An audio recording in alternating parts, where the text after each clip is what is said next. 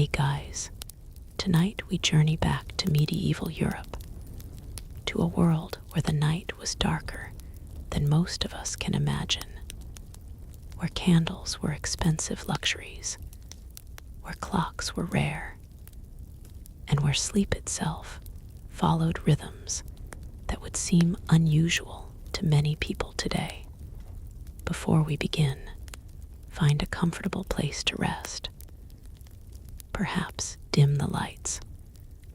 Perhaps imagine a quiet village surrounded by fields, forests, and distant church bells.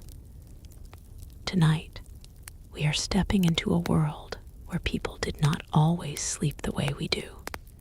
The year is 1327. Our story begins in a small village in northern France. The village is not remarkable. It will never appear in the grand chronicles of kings and battles. No armies march through its muddy lanes. No famous rulers are born here. Yet, for the people who live within its wooden cottages, every day is important. A farmer named Martin rises before dawn. Actually, dawn is not quite the right word. Martin wakes while darkness still blankets the countryside. His eyes open not because of an alarm clock, but because of habit. Generations before him have followed similar routines. The room around him is cold. His wife Agnes sleeps beside him beneath rough wool blankets. Near the hearth, their two children lie curled together for warmth. The fire that burned during the evening has faded into a few glowing embers. Martin listens.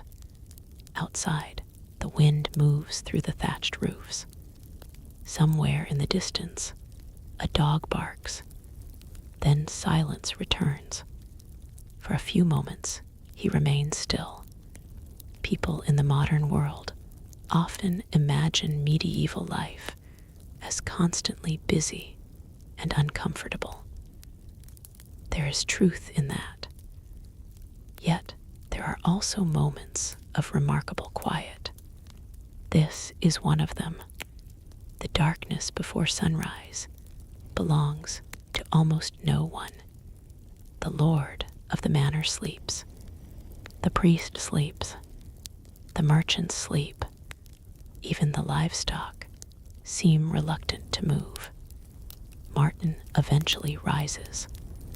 His feet touch the packed earth floor.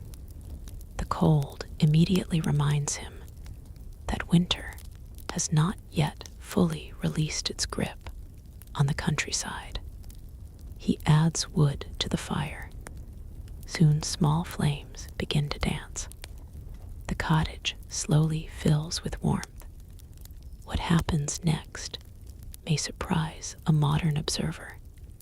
Martin is not waking from an entire night's sleep. In many parts of medieval Europe, people often experienced what historians call segmented sleep, rather than sleeping continuously for 8 hours. Many individuals slept in 2 separate periods. The first was commonly called the first sleep. After several hours, people would naturally awaken. They might sit quietly, pray, talk with family members, visit neighbors, reflect on dreams, perform small household tasks.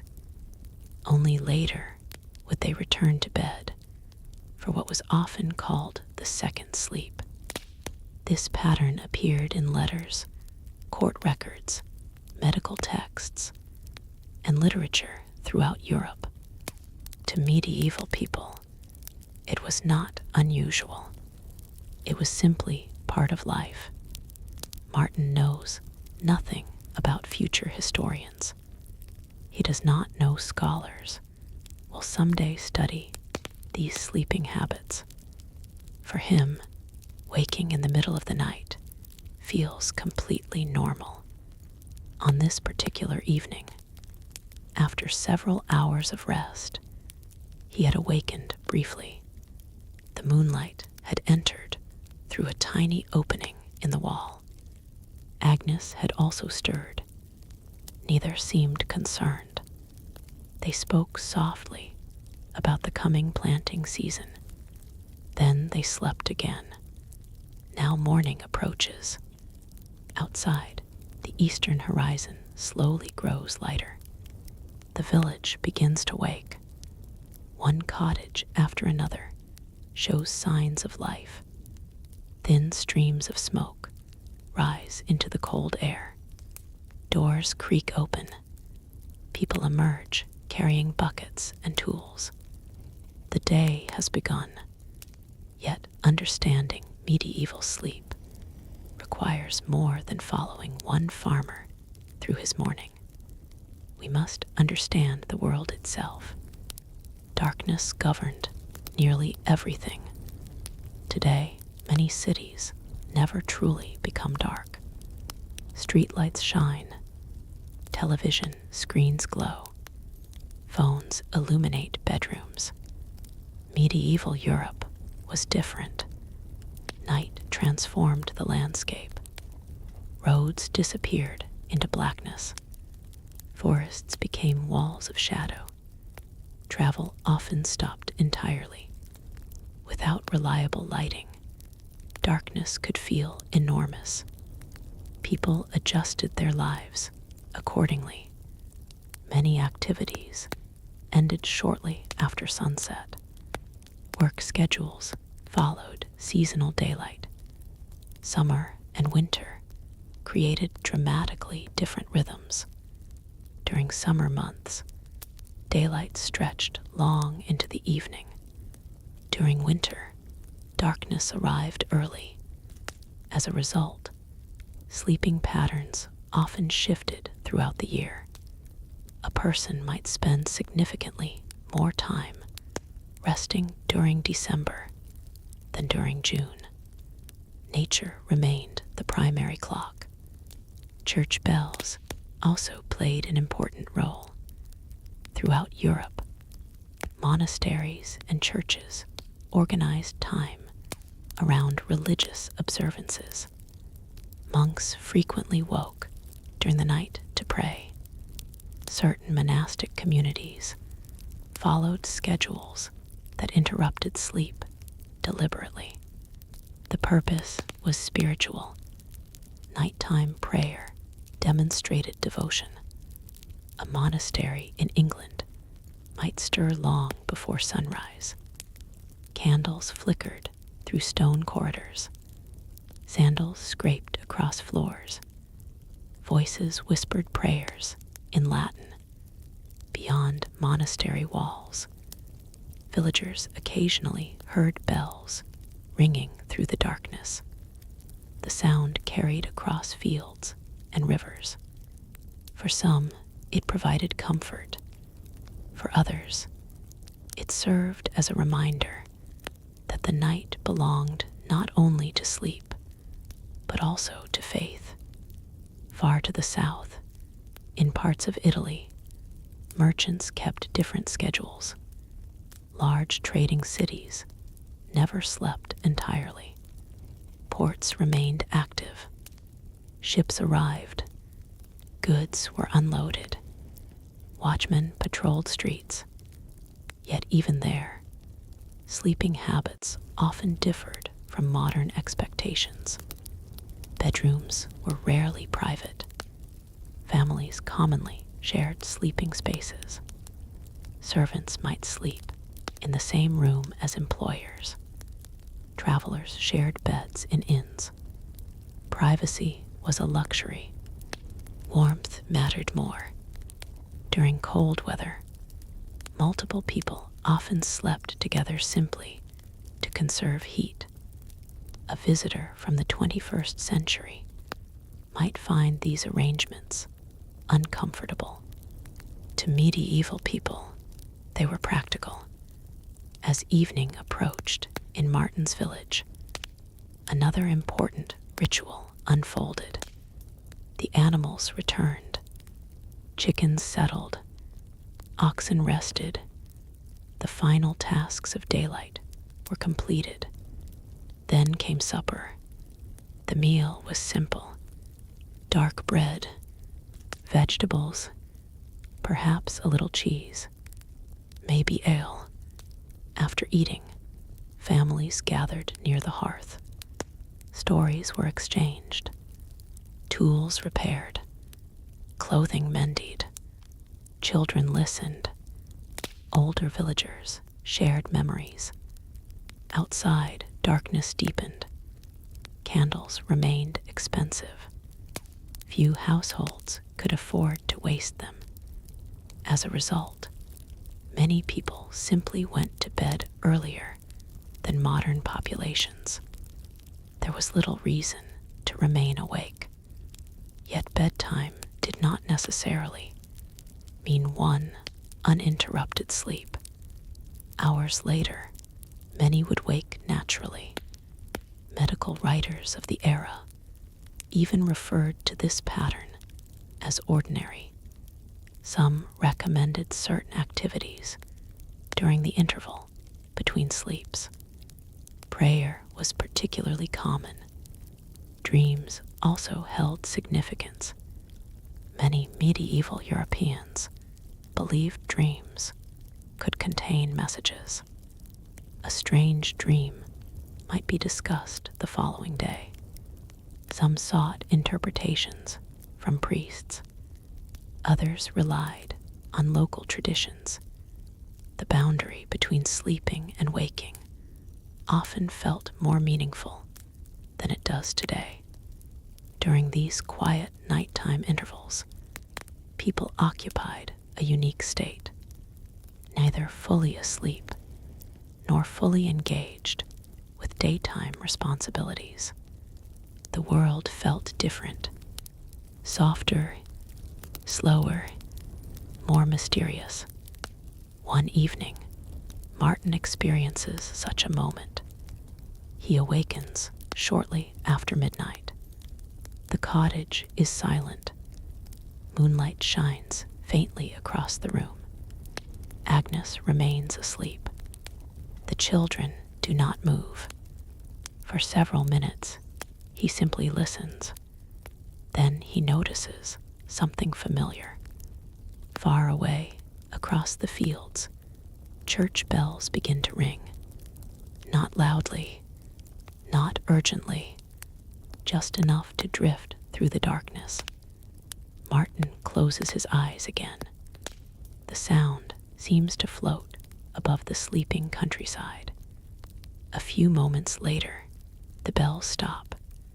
The silence that follows feels even deeper.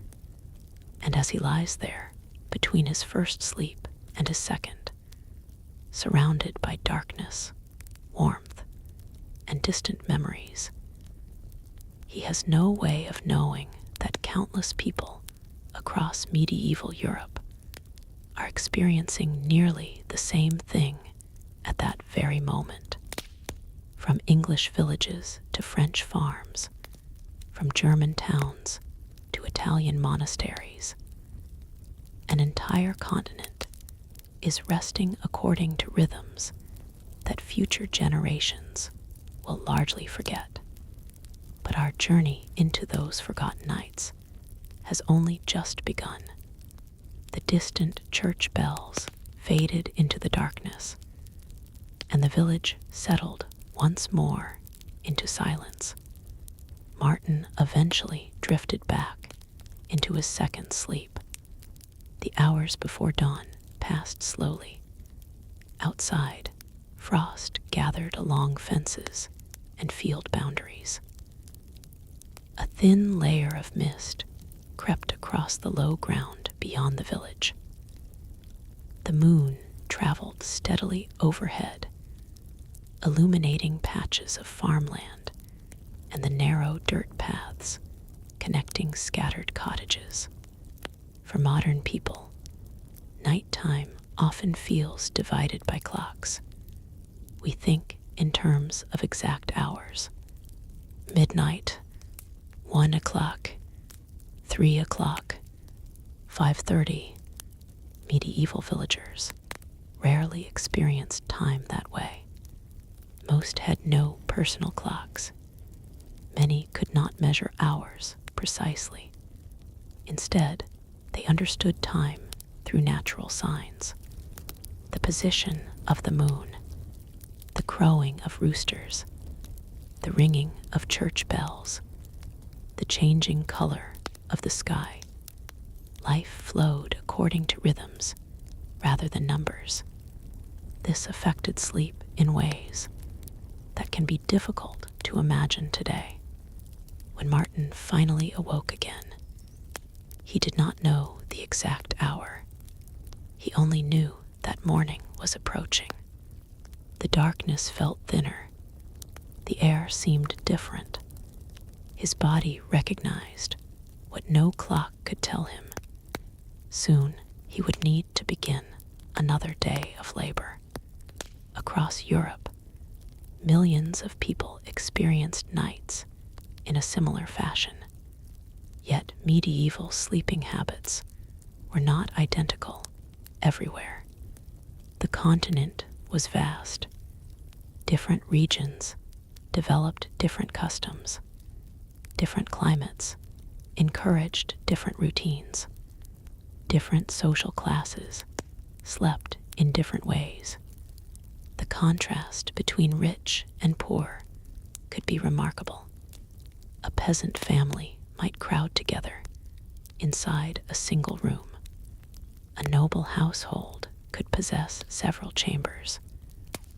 Though even wealthy people often shared sleeping spaces more frequently than modern individuals would expect. Let us travel for a moment away from Martin's village. Imagine an English manor house around the same period. The lord occupies the largest chamber. Heavy curtains surround his bed. The mattress may be stuffed with feathers rather than straw. The blankets are thicker. The room is warmer. Yet even here, complete privacy remains uncommon. Servants move in and out. Attendants sleep nearby. Family members frequently share rooms. The idea that every individual should possess a separate bedroom would seem strange to many people of the age. A bed itself represented wealth. Good beds were valuable possessions. Inventories written after deaths sometimes listed beds among the most important household assets. Families passed them down through generations. Some beds were worth more than many pieces of furniture combined. The poor often slept on straw pallets spread across floors. The wealthy slept elevated above the ground. But both groups remained deeply connected to the natural cycle of daylight and darkness. Winter nights could become extraordinarily long. This fact shaped medieval life in countless ways. Imagine December in northern Europe. Sunset arrives early. The fields become dark. The temperature falls. Outside activities become difficult. Without abundant artificial light, many people spend far more time indoors. Some go to bed soon after the evening meal. This creates an interesting possibility. If a person lies down shortly after sunset and rises near sunrise, the total time spent in bed may be far longer than what modern people consider normal. Historians studying old records have often noted this difference. Long winter nights naturally encouraged extended periods of rest. The human body responded accordingly. In fact, some modern sleep researchers have conducted experiments that produced surprising results. When people are exposed to long periods of darkness without modern artificial lighting, many begin to develop sleeping patterns that resemble historical descriptions. They often sleep for several hours, wake naturally for a period, and then return to sleep. The pattern emerges without instructions. It appears almost as though the body remembers an older rhythm. Back in Martin's village, winter remains firmly in control. One evening, a cold wind sweeps across the countryside. Families retreat indoors earlier than usual. The roads empty. Few people wish to remain outside. Martin and Agnes finish their supper near the fire. The meal is modest: a loaf of coarse bread, a small pot of cabbage stew, a little cheese saved from previous weeks. Nothing extravagant, yet it is enough. Their children begin to yawn. Soon everyone prepares for bed. The process itself differs from modern routines. There is no electric light to switch off, no glowing screen to check one last time, no digital alarm waiting beside the bed. Instead, the final candle is extinguished. Darkness fills the cottage almost immediately. Only a faint orange glow remains in the hearth.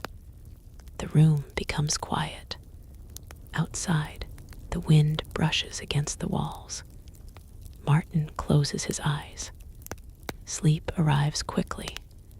For much of medieval Europe, bedtime often came naturally because darkness itself encouraged it.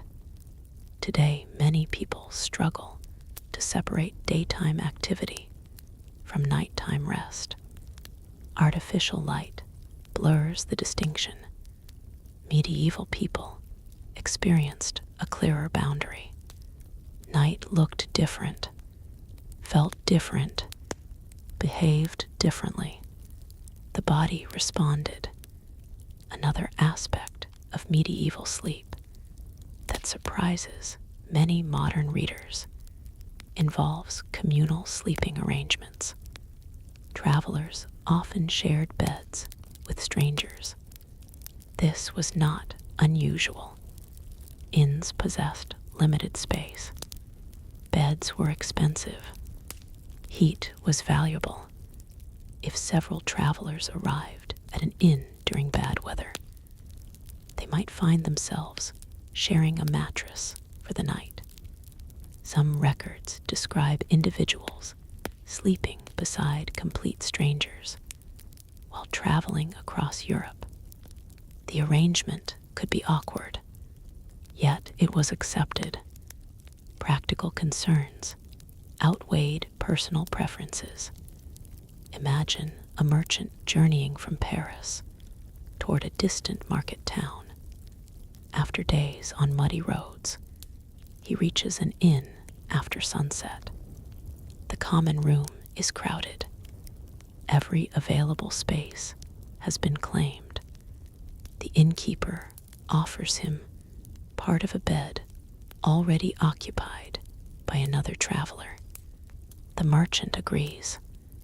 Refusing would mean sleeping outside in the cold. Such situations occurred frequently enough that few people found them remarkable. Even royalty occasionally shared sleeping spaces. Kings often conducted business from their bedchambers. Visitors entered. Advisors arrived. Conversations occurred. The bedroom was not always a private retreat. It could serve political and social functions as well. To understand medieval sleep, we must remember that modern expectations about privacy had not yet developed in the same way. Nighttime belonged to communities as much as individuals. This becomes particularly clear during certain seasons. Consider harvest time. The entire agricultural calendar depended upon successful harvests. Workdays became long and exhausting. People rose early. Labor continued until fading light made further work impossible. After such days, sleep arrived almost immediately. Bodies demanded recovery. Yet even then, segmented sleep often persisted. People woke briefly during the night before returning to rest. The pattern appears again and again throughout surviving historical sources. As winter deepens, Martin notices something else. Dreams seem especially vivid during long nights. He is not alone. Many medieval people paid close attention to dreams. Books circulated that attempted to explain dream symbols. Religious authorities sometimes discussed their meaning. Ordinary villagers exchanged interpretations. A dream involving water might suggest one thing.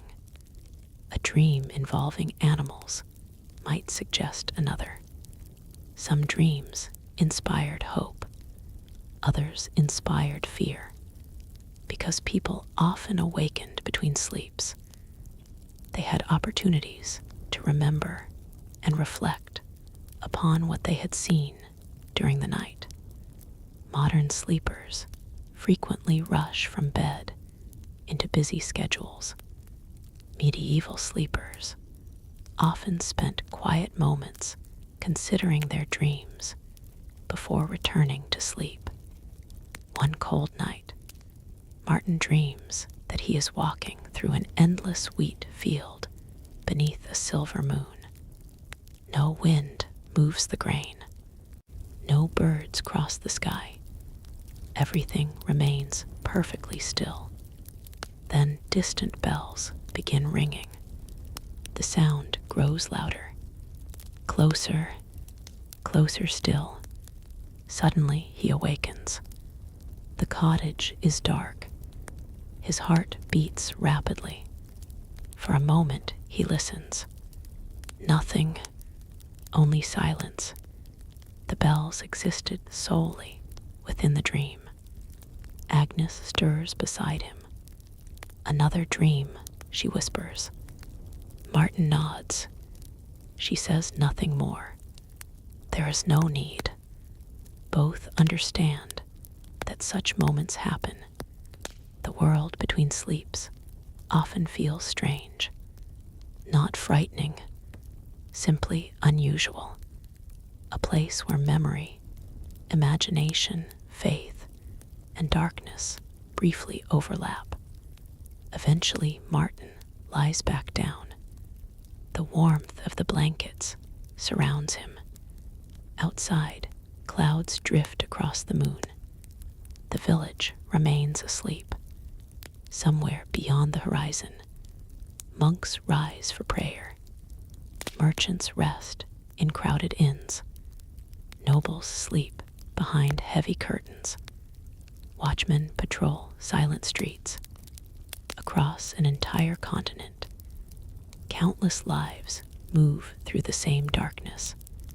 Different people, different languages, different social classes, yet all connected by the same night. And as Europe sleeps beneath winter skis, another fascinating aspect of medieval nighttime life is quietly waiting to be explored.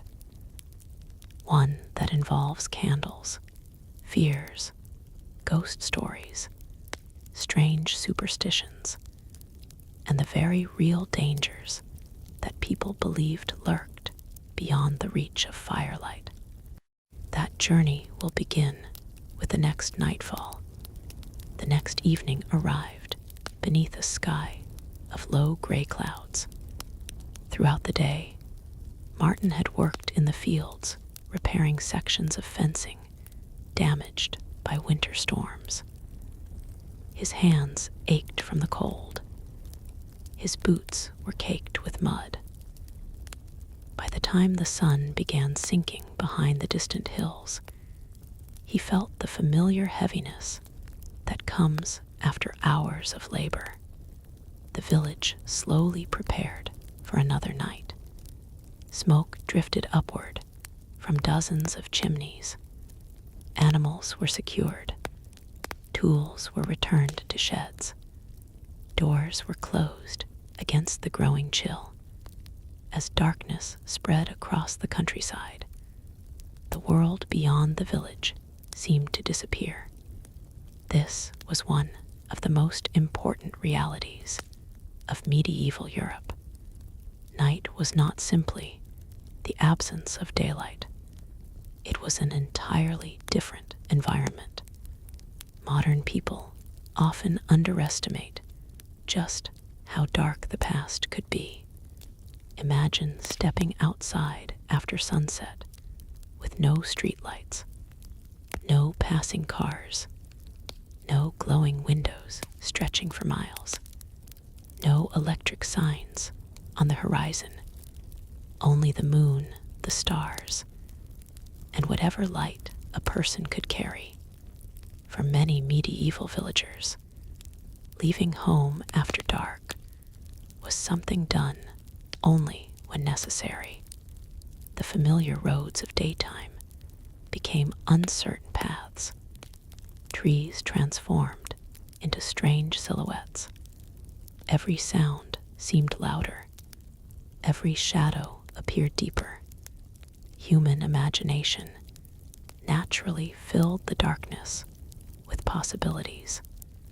As a result, medieval Europe developed a rich collection of beliefs about the night. Some were rooted in religion. Others came from folklore. Many blended the two together. Stories traveled from village to village. Grandparents told them beside hearth fires. Travelers shared them in crowded inns. Children listened with wide eyes. And even adults sometimes wondered whether the old tales contained a grain of truth. One of the most widespread beliefs involved wandering spirits. Across Europe, people often believed that certain souls could not rest peacefully after death. The reasons varied. Perhaps the individual had committed a terrible crime. Perhaps an important religious ritual had been missed. Perhaps some unfinished matter still tied the spirit to the world of the living. Whatever the cause, stories of restless dead appeared in many regions. In England, France, Germany, and elsewhere, records survive describing encounters that people sincerely believed had occurred. To modern readers, these stories may seem like ghost tales. To many medieval listeners, they were warnings.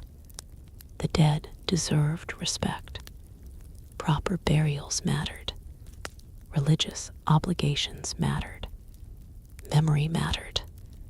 One evening, Martin sits beside the hearth while an older villager named Gerard tells stories to several children. The old man's face glows orange in the firelight.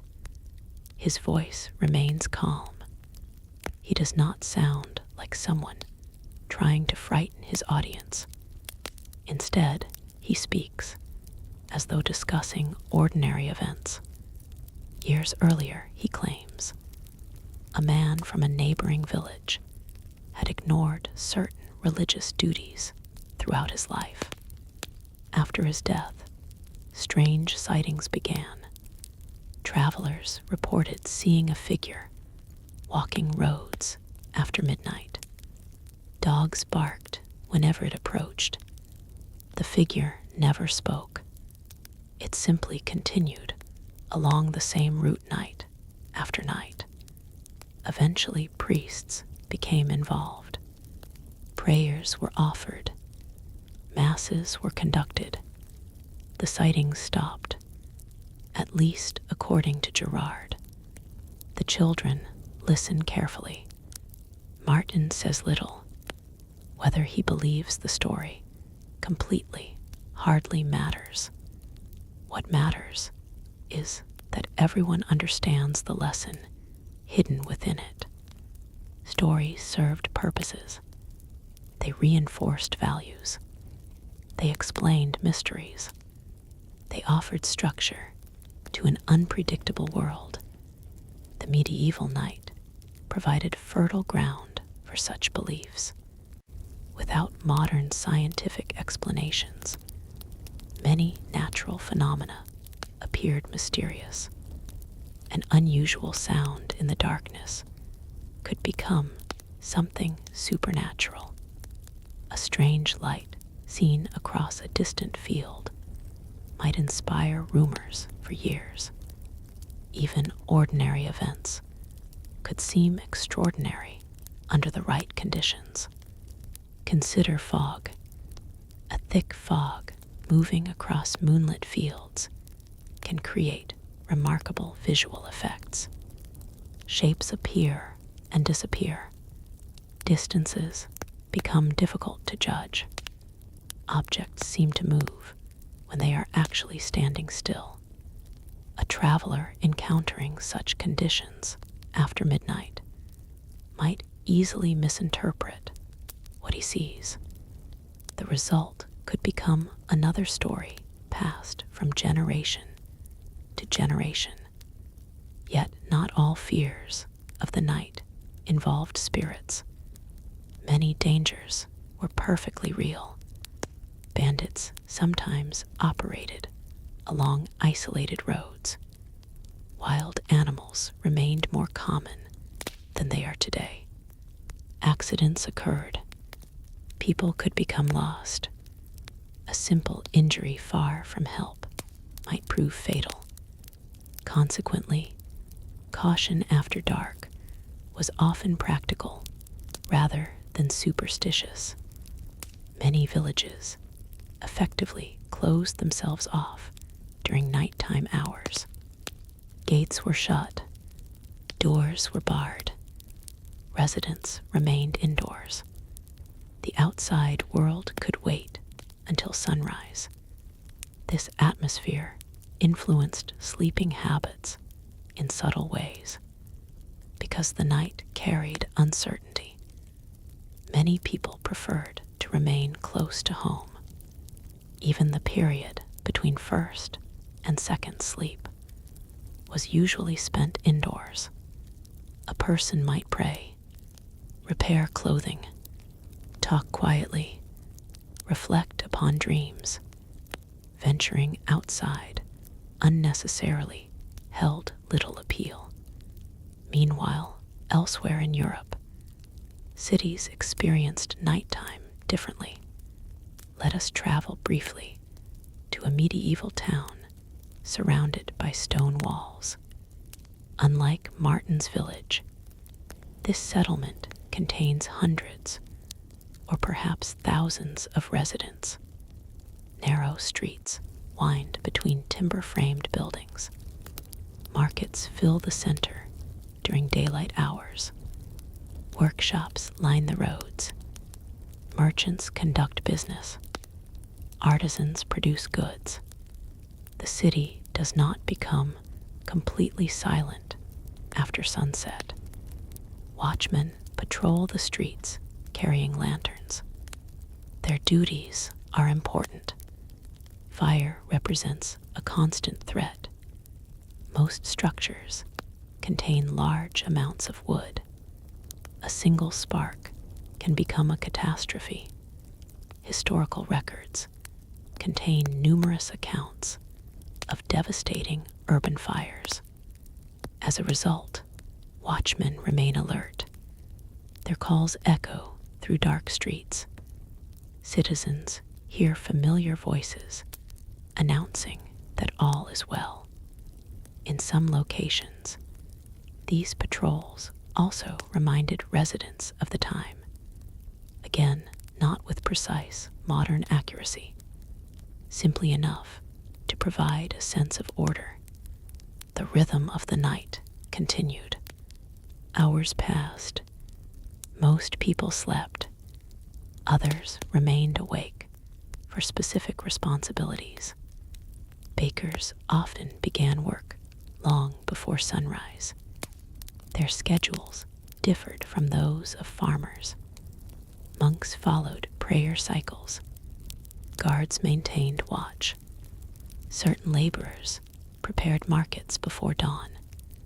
Medieval society never became entirely inactive. Instead, different groups occupied different portions of the night. Back in the French countryside, Martin experiences another interruption between sleeps. The cottage is warm. Rain taps gently against the roof.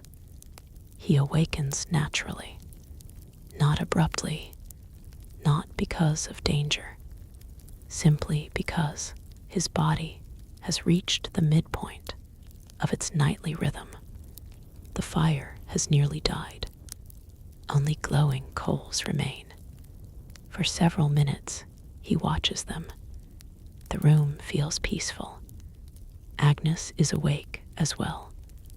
Neither speaks immediately. Outside, rain continues falling. The sound creates a steady background rhythm.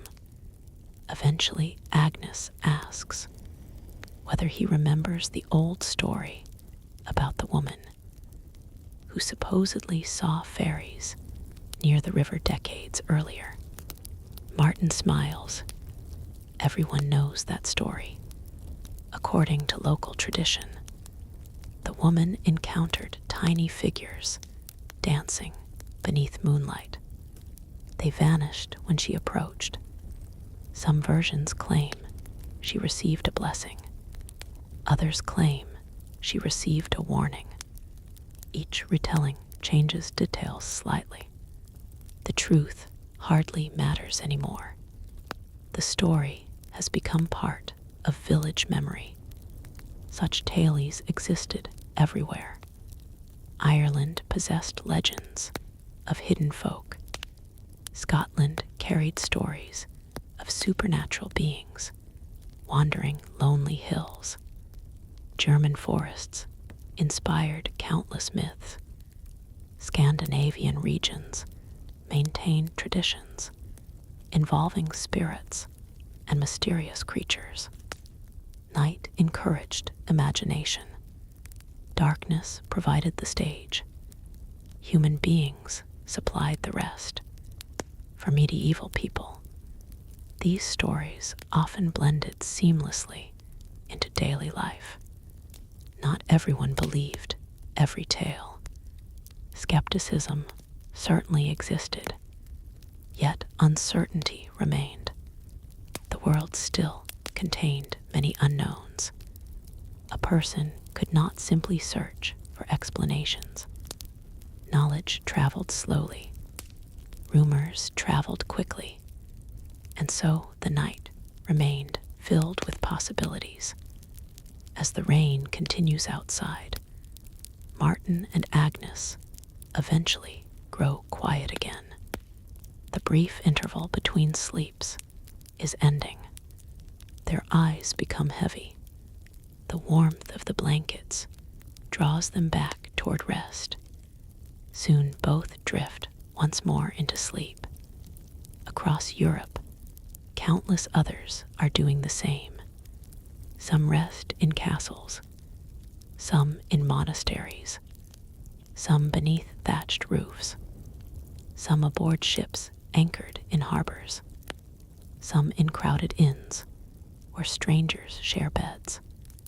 Different lives, different worries, different dreams, yet all surrounded by the same darkness that has shaped human behavior for thousands of years. And while medieval people feared certain things hidden in the night, they also depended upon the night for something equally important: dreams themselves. For many Europeans of the Middle Ages, dreams were not merely random images. They could contain warnings, guidance, divine messages, or clues about the future. Understanding those beliefs will lead us deeper into the sleeping world of medieval Europe, where the boundary between reality and imagination often seemed far less certain than it does today. The rain continued for much of the night. Water dripped steadily from the edge of Martin's thatched roof. Small streams formed along the village pathways, turning the ground into a patchwork of mud and puddles.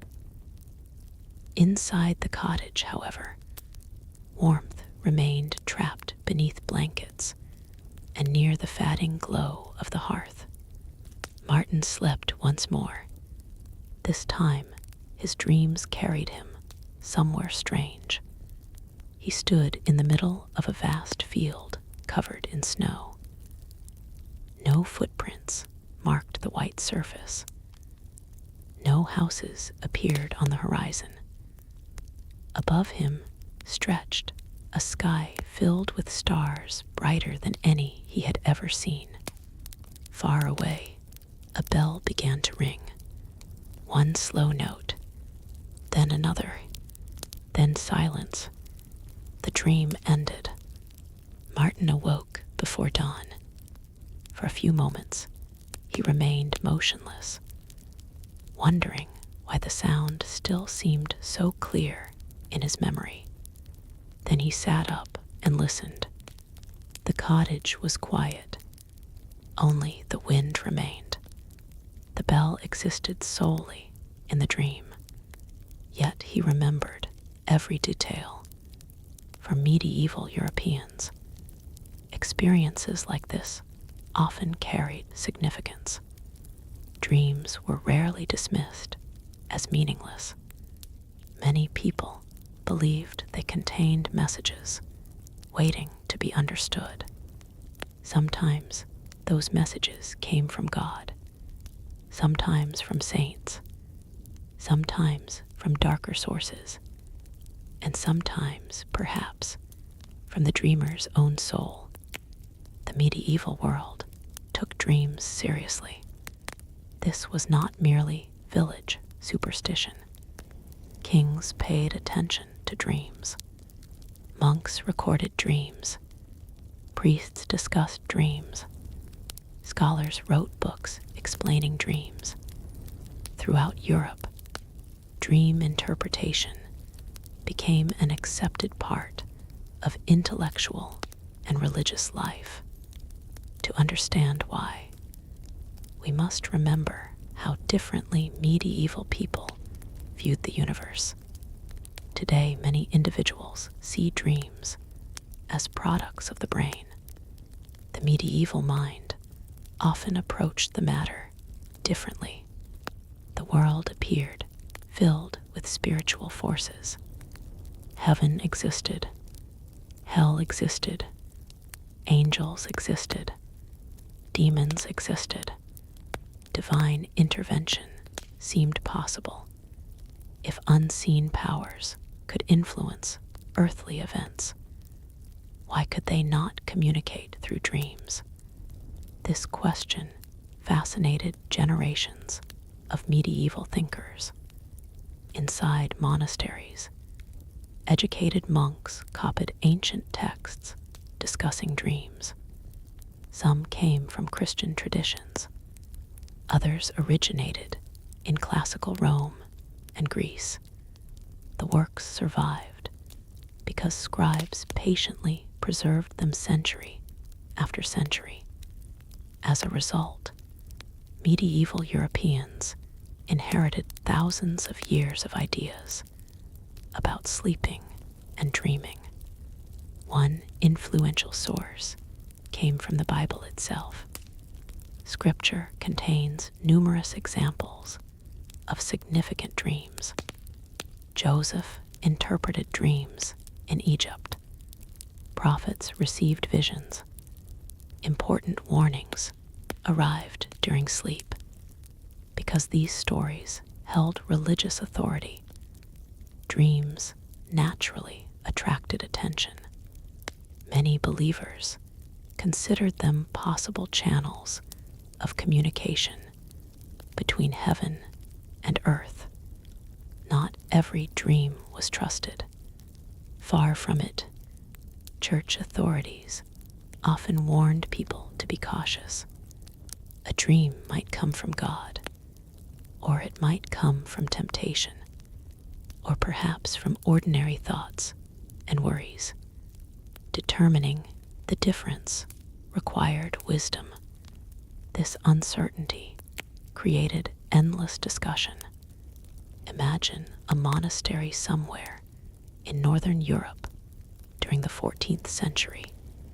The building stands surrounded by forests. Its stone walls protect a small community of monks devoted to prayer, study, and work. One winter morning, a young monk approaches the abbot after the daily prayers. He explains that he has experienced a vivid dream. In the dream, a bright light appeared above a distant hill. A voice spoke words he cannot fully remember. The experience felt real, more real than ordinary dreams. The abbot listens carefully. He does not immediately declare the dream divine, nor does he dismiss it. Instead, he asks questions. What emotions accompanied the vision? Did the dream encourage virtue or pride? Did it inspire peace or confusion? Such conversations occurred throughout medieval Europe. Dreams occupied a fascinating position between the physical and spiritual worlds. Many people wanted to understand them, yet everyone recognized that interpretation could be difficult. Meanwhile, outside monasteries, ordinary villagers developed their own traditions. Martin's village possesses numerous beliefs about dreams. Some have existed for generations. Others arrived through travelers and merchants. A dream involving clear water is often considered favorable. A dream involving storms may be viewed as a warning. Seeing a deceased relative might be interpreted as a sign that prayers are needed. The exact meanings vary depending upon who is telling the story. What matters is that dreams remain important. People discuss them, remember them, share them. One evening, while helping repair a neighbor's fence, Martin hears several villagers talking about a dream experienced by an elderly widow named Isabel. According to the story, Isabel dreamed of a large oak tree splitting in half during a thunderstorm. 2 days later, lightning struck an old tree near the village boundary. The coincidence spreads rapidly. Soon, everyone knows the story. Some consider it proof that dreams can reveal future events. Others simply find it interesting. The event becomes another tale added to local memory. Whether true or exaggerated hardly matters. The story survives. Across medieval Europe, thousands of similar stories circulated. Most were never written down. They lived only in conversation. Parents told children, neighbors told neighbors, travelers carried them to distant places, and so dream traditions evolved. Another fascinating aspect of medieval sleep involved what people experienced while half awake. Modern science recognizes several unusual states that can occur near sleep. Sleep paralysis, for example, sometimes causes individuals to awaken while temporarily unable to move. The experience can feel terrifying. People may sense a presence nearby. They may believe someone stands in the room. Without scientific explanations, medieval Europeans often interpreted such experiences through the beliefs available to them. A person waking in darkness, unable to move, might conclude that a supernatural force was involved. Stories emerged accordingly. In England, accounts described mysterious nighttime visitors. German traditions spoke of oppressive spirits sitting upon sleepers. Scandinavian folklore contained similar ideas. Different names existed. Different explanations existed. Yet the underlying experiences may have been remarkably similar. The medieval night left plenty of room for mystery. Candles illuminated only small portions of a room. Everything beyond their reach disappeared into shadow. A sleeper waking unexpectedly could easily feel vulnerable. The imagination worked quickly. Fear worked even faster. Still, not all dream-related beliefs involved danger. Many dreams inspired hope. Some people believed dreams could offer guidance. Others viewed them as opportunities for spiritual reflection. Monks often recorded meaningful dreams in manuscripts. Pilgrims sometimes reported visions experienced during sleep near holy sites. These accounts spread through religious communities and occasionally became famous. In certain cases, dreams influenced real decisions. A noble might delay a journey after experiencing an unsettling vision. A pilgrim might begin a religious voyage following a powerful dream. A ruler might consult advisors about a troubling nightmare. Sleep and waking life were not always clearly separated. The two often influenced one another. Back in Martin's village, winter gradually begins to loosen its grip. The days become slightly longer. Sunrise arrives earlier. Sunset lingers a little later. The changes are subtle. Most people notice them only after several weeks. Yet the effects upon sleep are real. As daylight increases, nightly routines begin shifting. People spend more time outdoors. Work expands. The long winter evenings slowly retreat. This seasonal rhythm shaped medieval sleeping habits year after year. Unlike modern societies surrounded by artificial light, medieval communities remained closely connected to changing daylight patterns. Summer and winter felt fundamentally different, not just in temperature, not just in agriculture, but in sleep itself.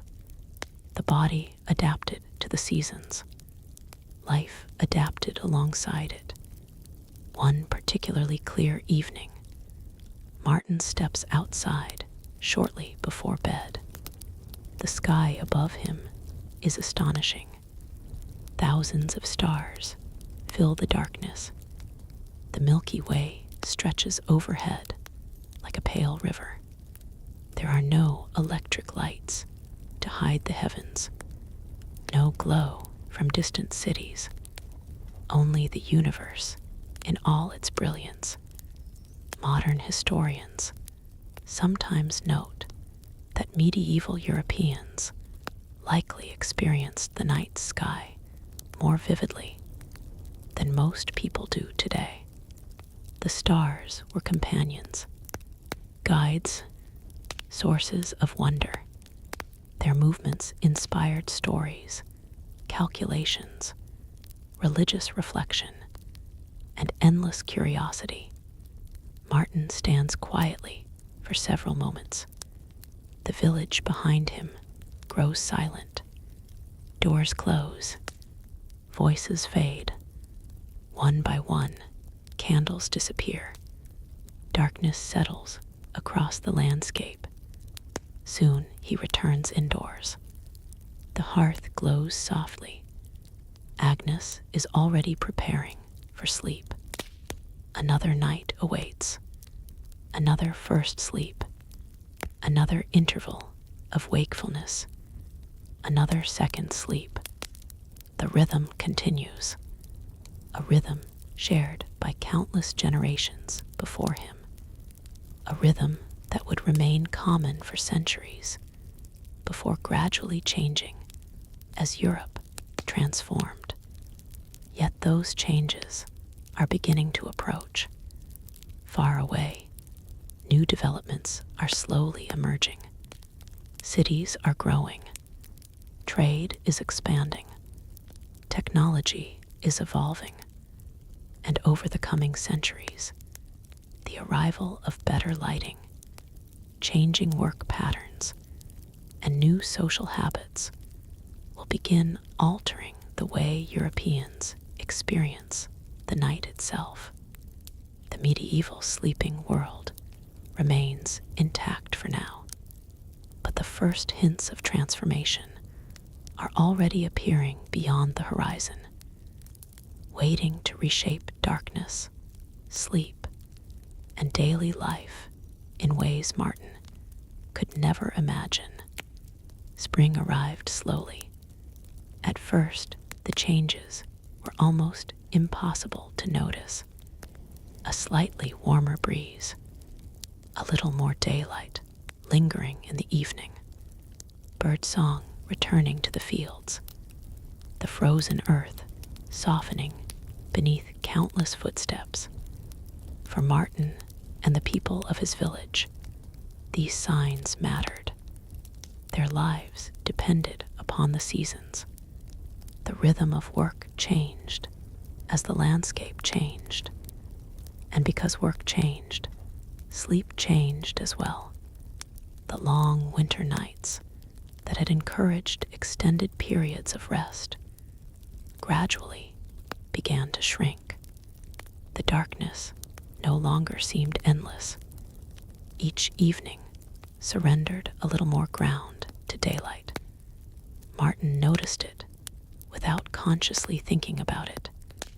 Weeks earlier, supper had often been eaten in near darkness. Now a pale glow still lingered beyond the horizon. Children remained outdoors longer. Farmers finished tasks later. The entire village seemed to move according to a slightly different tempo. This relationship between daylight and sleep shaped medieval Europe for centuries. Before modern lighting, nature maintained enormous influence over human schedules. People adjusted their lives around the sun because there was little alternative. Yet change was slowly approaching. Not in Martin's village. Not yet. But elsewhere across Europe, forces were already beginning to reshape the night. Let us leave the countryside for a while. Imagine a growing city somewhere in late medieval Europe. Perhaps it is in northern Italy, perhaps in Flanders, perhaps along one of the great trading routes that connected distant regions. The exact location matters less than the transformation taking place. The city is larger than Martin's village could ever be. Stone buildings crowd narrow streets. Merchants arrive from distant lands. Markets bustle with activity. Ships bring goods from foreign ports. Money changes hands constantly. New opportunities attract newcomers. Population increases. Trade expands. And as cities grow, nighttime begins to change. Not dramatically at first, but noticeably.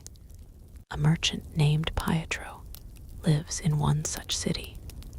Unlike Martin, whose life revolves around agriculture, Pietro's work revolves around commerce. His day is shaped by negotiations, shipments, inventories, and customers. The demands are different. The pace is different.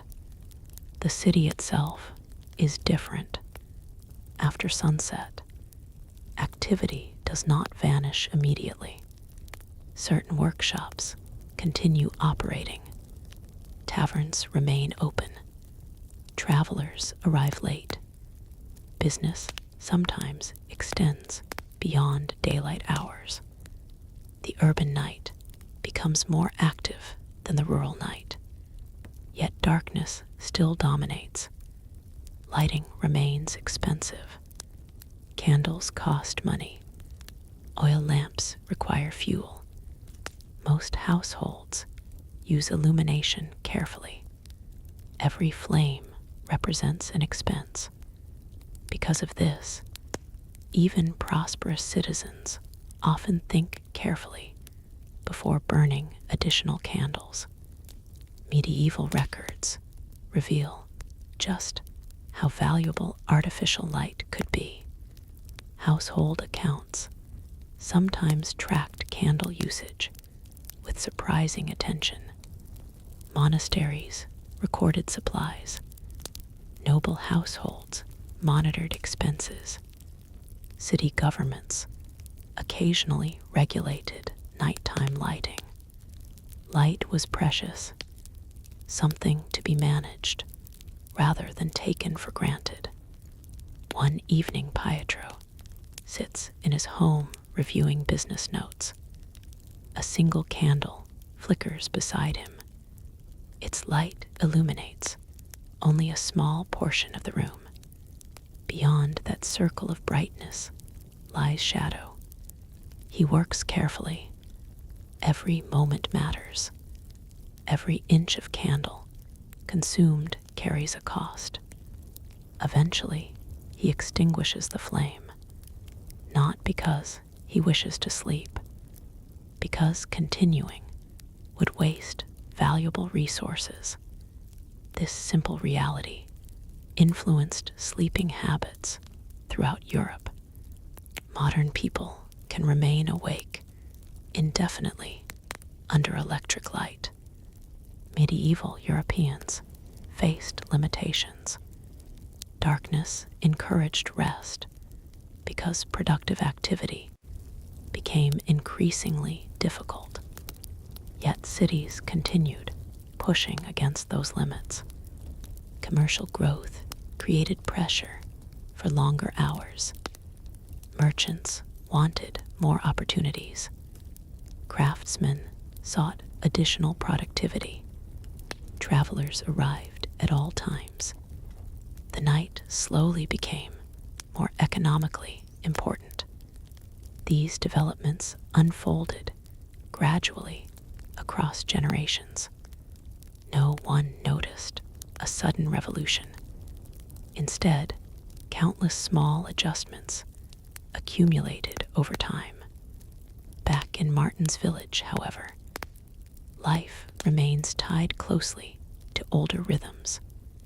One evening, after a long day of planting, several villagers gather near a communal fire. Conversation turns toward a traveler who passed through earlier that week. According to reports, the man had visited cities farther south, where streets remained busy long after sunset. Some villagers find the idea difficult to imagine. Why would people stay awake so late? What work could possibly require it? To them, the night serves a clear purpose. It is a time for rest, a time for prayer, a time for dreams. The concept of bustling nighttime activity feels almost foreign, yet that future is slowly approaching. Another factor begins contributing to change. Universities are growing. Throughout medieval Europe, centers of learning attract students and scholars. Young men travel considerable distances to study law, theology, medicine, and philosophy. Their schedules often differ from those of farmers. Reading and writing sometimes continue after dark. Manuscripts require attention. Debates extend into evening hours. Intellectual communities create different relationships with nighttime. A student in Paris may spend hours reading by candlelight, while a farmer in rural France sleeps. The contrast becomes increasingly important. Different professions begin developing different sleeping patterns, not entirely separate, but increasingly varied. The medieval world is becoming more complex. Alongside these developments comes another fascinating change: mechanical clocks. For most of human history, people experienced time primarily through natural cues. Medieval Europe begins introducing a new possibility. Large mechanical clocks appear in certain towns and cities. At first, they are rare, expensive, impressive. They often occupy church towers or public buildings. Their purpose extends beyond practicality. They symbolize prestige and technological achievement. When towns install clocks, people gain access to more precise measurements of time than previous generations possessed. The transition takes centuries. Most ordinary villagers still rely upon familiar signs: sunrise, sunset, bells, seasons. Yet the process has begun. Slowly, Europeans start thinking about time differently. The implications are profound. More precise timekeeping eventually influences work schedules, business arrangements, religious observances, daily routines, and ultimately sleep.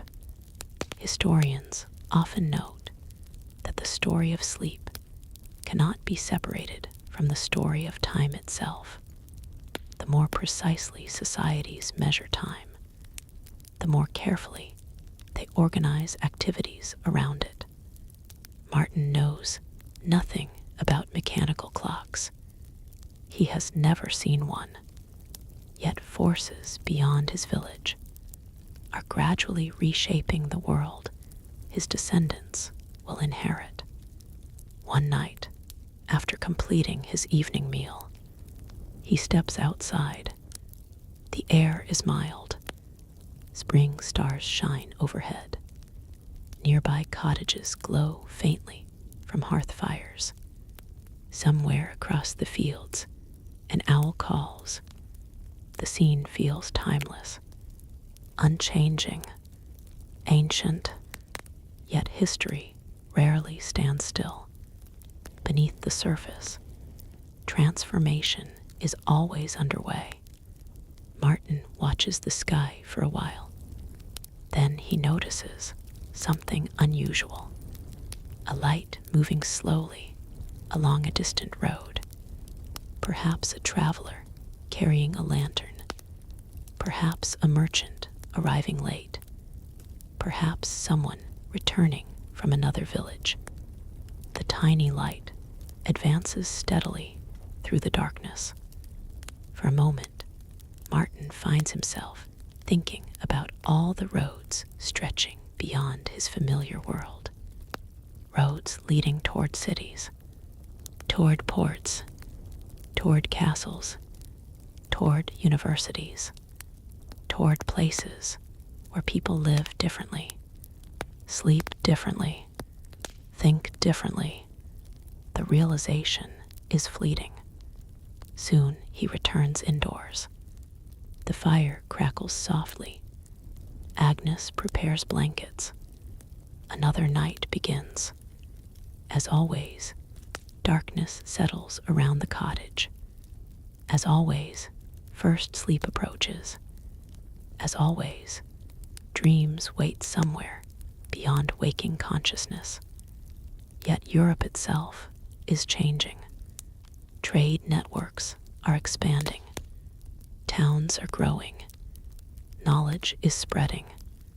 Clocks are appearing. The foundations of older sleeping habits remain strong.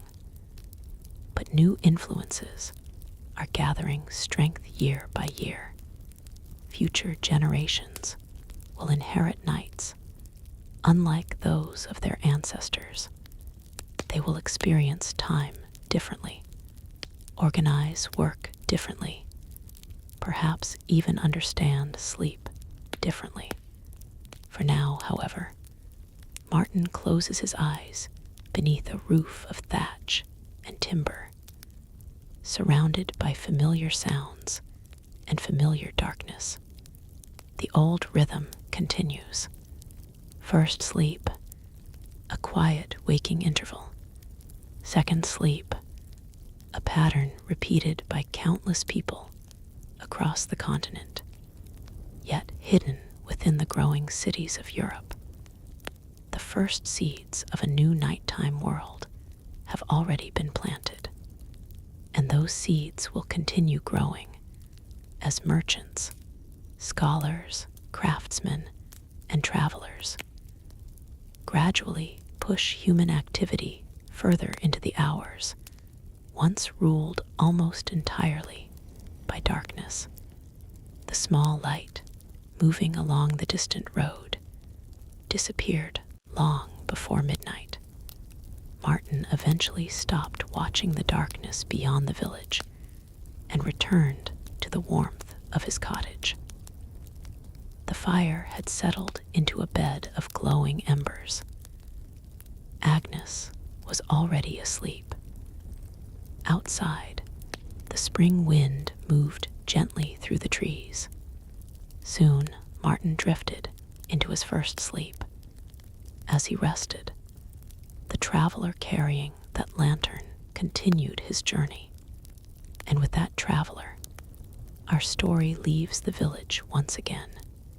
For while most medieval Europeans spent their nights in familiar surroundings, countless others slept wherever the road happened to leave them. Travel in medieval Europe was slow. A modern person can cross entire countries in a matter of hours. For medieval travelers, even relatively short journeys could require days. Roads were often muddy.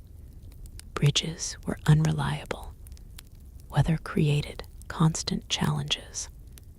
A trip that appeared simple on a map could become exhausting in reality. Because of this, sleep became one of the most important concerns for anyone traveling long distances. The traveler whose lantern Martin had glimpsed was a cloth merchant named Henry. He had spent several days moving between towns, carrying valuable textiles and letters from business partners. His horse was tired. His back ached. The road had been rough. Most of all, he needed a place to sleep. As darkness deepened, Henry finally saw what every weary traveler hoped to find: an inn. The building stood beside a crossroads. Warm light spilled from its windows. Smoke rose from the chimney. The sound of conversation drifted through the night air. To a tired traveler, few sights could be more welcoming. Medieval inns played a crucial role throughout Europe. They offered food, shelter, warmth, information, and perhaps most importantly, a relatively safe place to sleep. The quality varied enormously. Some inns were respectable establishments. Others were little more than crowded buildings, offering basic protection from the elements. Yet travelers depended upon them. Henry tied his horse outside and stepped through the door. Immediately, he was greeted by warmth. The common room buzzed with activity. Merchants sat near the fire. Pilgrims shared stories. Laborers ate simple meals. Travelers from distant regions exchanged news. The inn represented more than a place to sleep. It functioned as a crossroads of information. Long before newspapers, radio, or the internet, news traveled through people, and inns became places where those people gathered. Henry ordered a meal and listened. A merchant from another town discussed changing grain prices. A pilgrim described conditions on distant roads. Someone mentioned rumors of political troubles far away. Whether the information was accurate hardly mattered. The inn allowed ideas to spread. Yet eventually conversation gave way to a more immediate concern: sleeping arrangements. Modern hotel guests expect private rooms. Medieval travelers rarely enjoyed such luxury. Space was limited. Beds were valuable. Demand often exceeded supply. As a result, many travelers shared sleeping quarters. Sometimes they shared entire rooms. Sometimes they shared actual beds. To modern readers, this often sounds surprising. Yet for medieval people, it was practical. Privacy remained a secondary concern. Warmth and shelter mattered more. Henry learns this reality quickly. The innkeeper informs him that every private chamber is occupied. Only one space remains available: a large bed already containing another traveler. Henry barely hesitates. He accepts immediately. The alternative would be sleeping elsewhere, possibly outdoors, possibly in a stable. Compared with those options, sharing a bed seems perfectly reasonable. Such arrangements occurred throughout medieval Europe. Historical records describe travelers routinely sleeping beside complete strangers. Sometimes they became friends. Sometimes They barely exchanged words, most simply accepted the situation as normal. After all, they would likely continue their journeys the following morning. The shared bed represented a temporary necessity. Later that evening, Henry climbs a narrow staircase carrying a candle. He enters a crowded sleeping room. Several beds line the walls. Travelers prepare for the night. Boots are removed. Cloaks are folded. Bags are checked carefully. Theft remains a concern. Valuable possessions stay close. Henry finds the assigned bed. Another merchant occupies one side already. The man nods politely. No further introduction seems necessary. Both are tired. Both need rest. Soon the candle is extinguished. Darkness fills the room. The sounds of nighttime emerge. Breathing, occasional coughs, wooden beams creaking softly, wind brushing against the exterior walls. Within minutes, most occupants are asleep.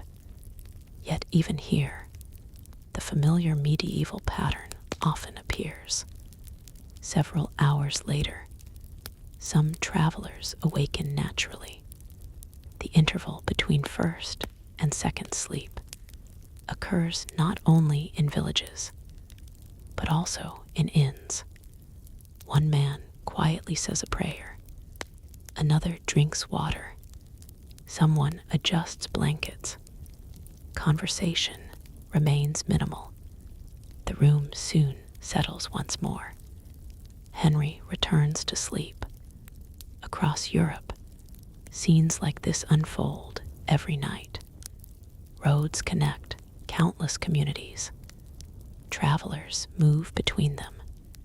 And wherever travelers gather, unique sleeping customs emerge.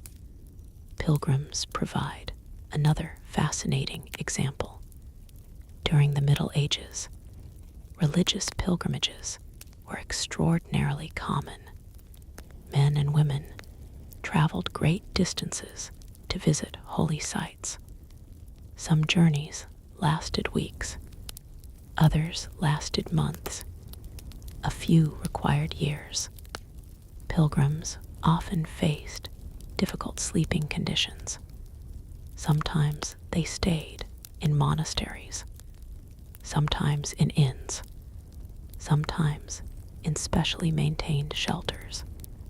Occasionally, they slept outdoors when no alternatives existed. The experience could be physically demanding, yet many accepted hardships willingly. The journey itself held spiritual meaning. A pilgrim walking toward a sacred destination might sleep on straw one night, and in a crowded dormitory the next. Comfort varied dramatically. Rest remained uncertain. Yet millions undertook such journeys. Their sleeping habits reflected the realities of medieval travel. Not everyone traveling Europe did so willingly. Soldiers spent long periods away from home. Messengers carried important documents across dangerous routes.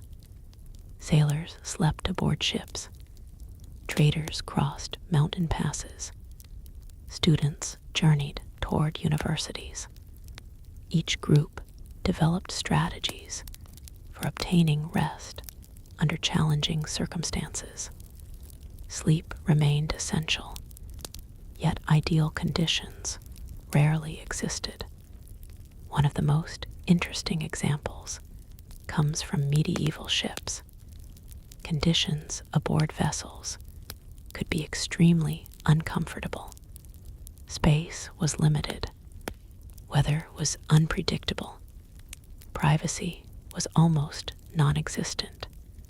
Sailors often slept wherever room could be found. Hammocks were not, yet universally common in European vessels. Many sailors rested directly upon available surfaces. Sleep occurred whenever circumstances permitted. Storms interrupted rest. Duties interrupted rest. Life at sea required flexibility.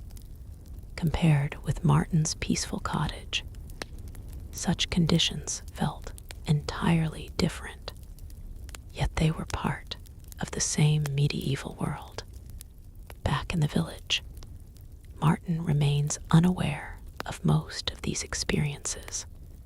His world rarely extends far beyond neighboring communities. Nevertheless, the roads connecting Europe carry a constant flow of people. Those travelers serve as invisible threads, linking distant regions together. Through them, ideas move, stories move, technologies move, customs move, even sleeping habits sometimes spread through these connections. New practices rarely appeared overnight.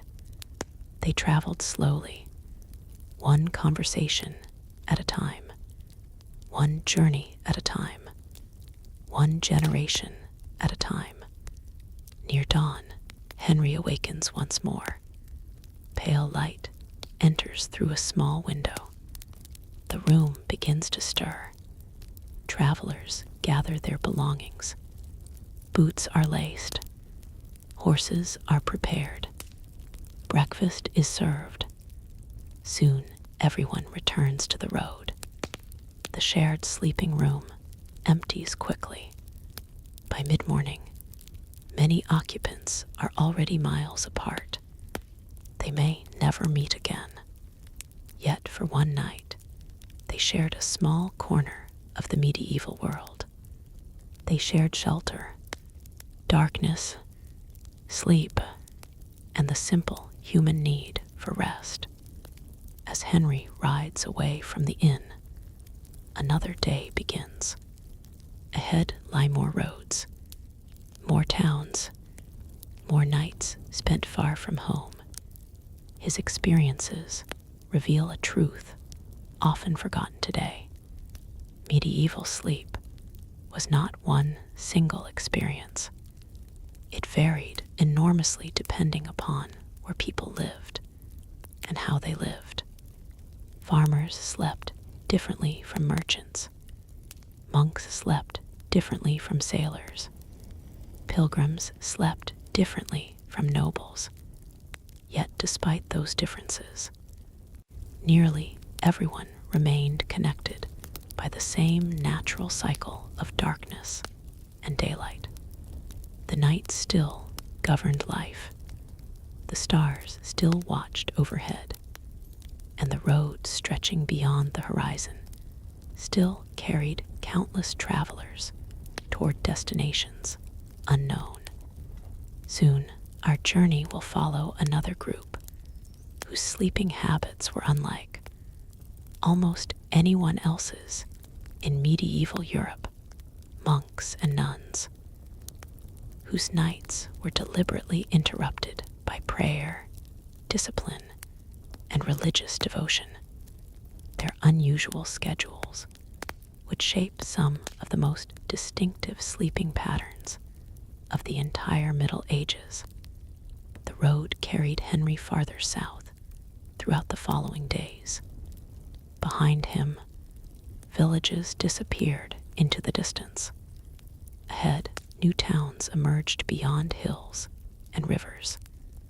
Meanwhile, back in Martin's village, spring continued its slow advance across the countryside. Fields turned greener. Birds returned. The days grew longer. The familiar rhythm of agricultural life continued. Yet while farmers, merchants, and travelers each experienced the night differently, there existed another group whose relationship with sleep was perhaps the most unusual in all of medieval Europe. To understand them, we must leave the roads and fields behind. We must enter the world of monasteries. Imagine a stone monastery standing atop a gentle hill. Its walls have endured generations of storms. Its buildings surround a quiet courtyard. Gardens occupy one corner. Workshops occupy another. Beyond the walls stretch forests and farmland. From a distance, the monastery appears peaceful, almost timeless, yet inside, daily life follows a carefully organized schedule. Unlike anything experienced by most ordinary villagers, the monks who live here have devoted themselves to religious life. Prayer shapes their days. Work shapes their days. Study shapes their days. And even sleep is governed by discipline. One such monk is Brother Thomas. He has lived within the monastery walls for nearly 12 years. His life follows routines established long before his birth. Each day unfolds according to a sequence that rarely changes. Meals occur at specific times. Prayers occur at specific times. Work occurs at specific times. Sleep occurs at specific times. The structure provides stability, purpose, order. For many medieval monasteries, the night itself became an important period of spiritual activity. While most people slept continuously until morning, or at least until their natural waking interval, many monks deliberately interrupted their rest. The practice originated centuries earlier. Religious communities believed that nighttime prayer held special significance.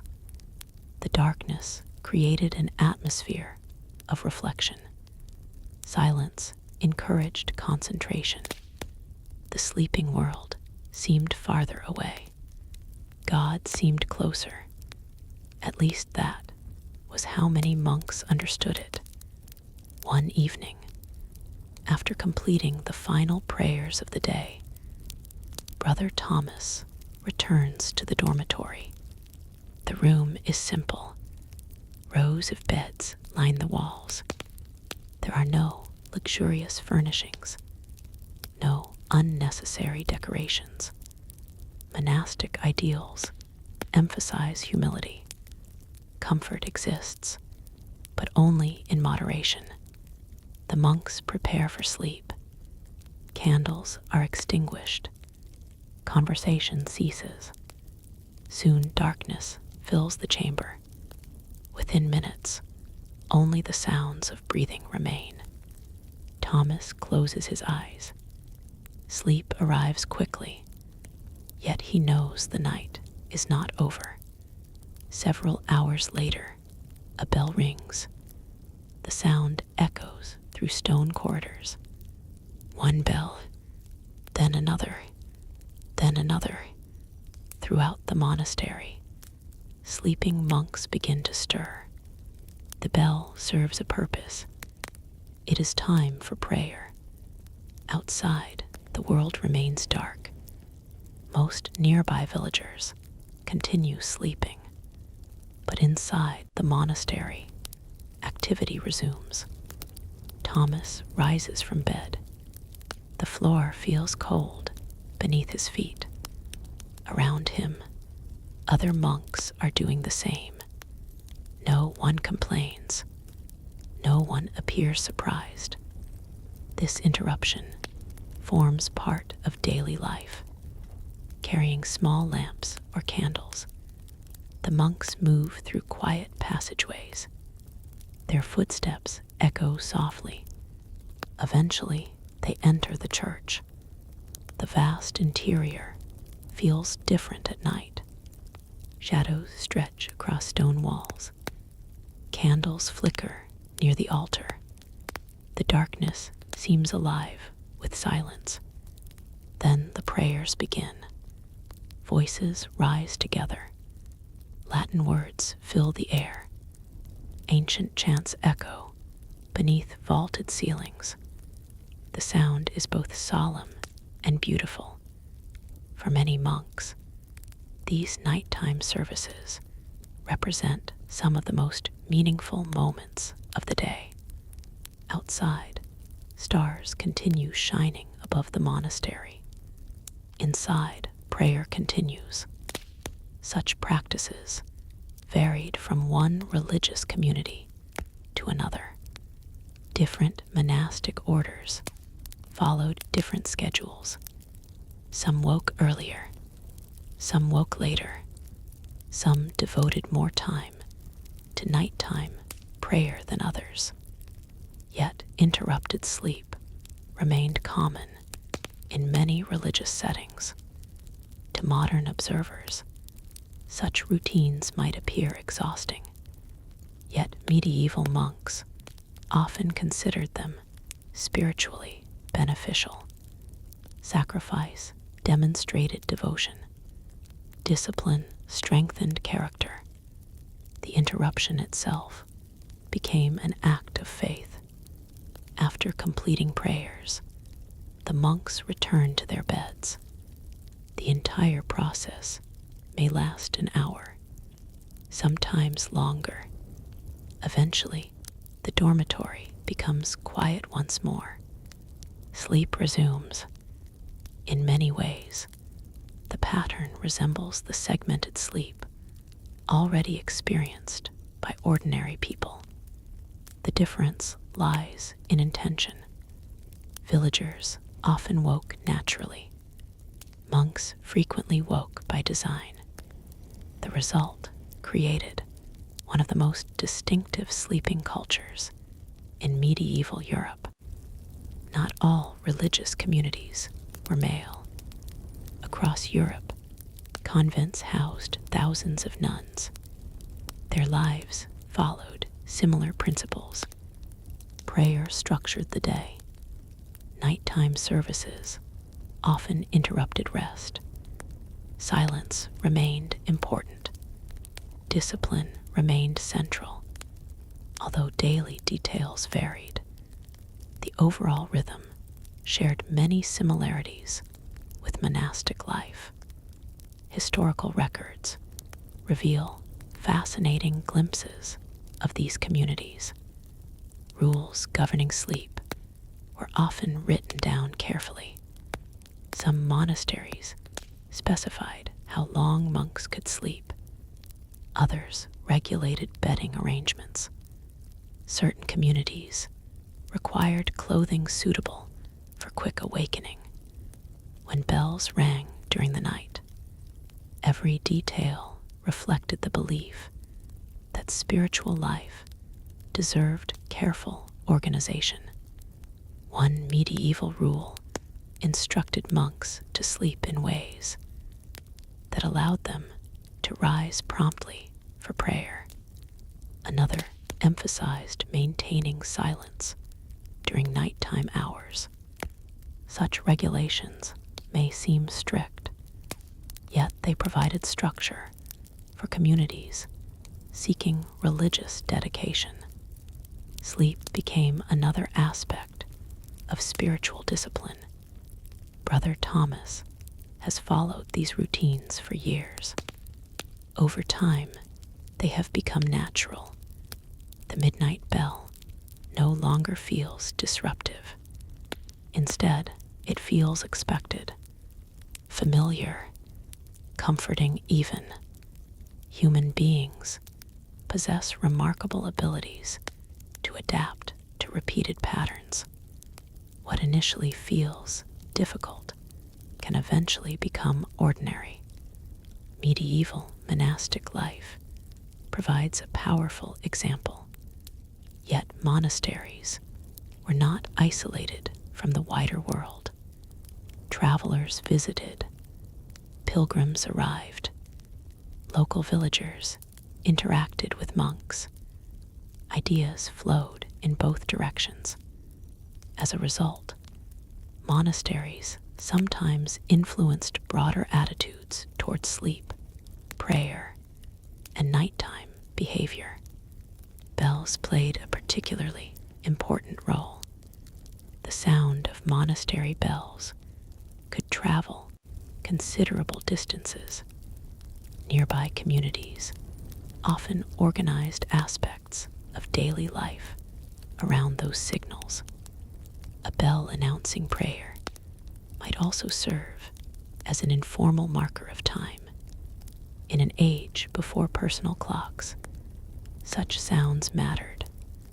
They helped structure the day, and occasionally the night. One evening, while working near fields not far from the monastery, a farmer hears bells ringing after midnight. He pauses briefly. The monks are praying again. The thought brings a strange sense of reassurance. Somewhere beyond the darkness, others remain awake. Others keep watch. Others pray while the countryside sleeps. Such feelings appear in medieval writings from time to time. Monasteries represented stability in an uncertain world. Their routines continued through wars, famines, storms, and political changes. The bells became symbols of continuity. Meanwhile, Brother Thomas sits quietly in the church after prayers. Most of the other monks have already departed. Candles flicker gently. The silence feels immense. Outside, the world remains dark, yet dawn is slowly approaching.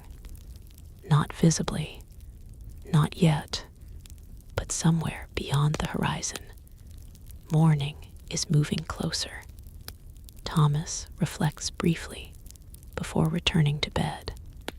These quiet moments between prayer and sleep often become opportunities for contemplation. No distractions, no noise, only stillness.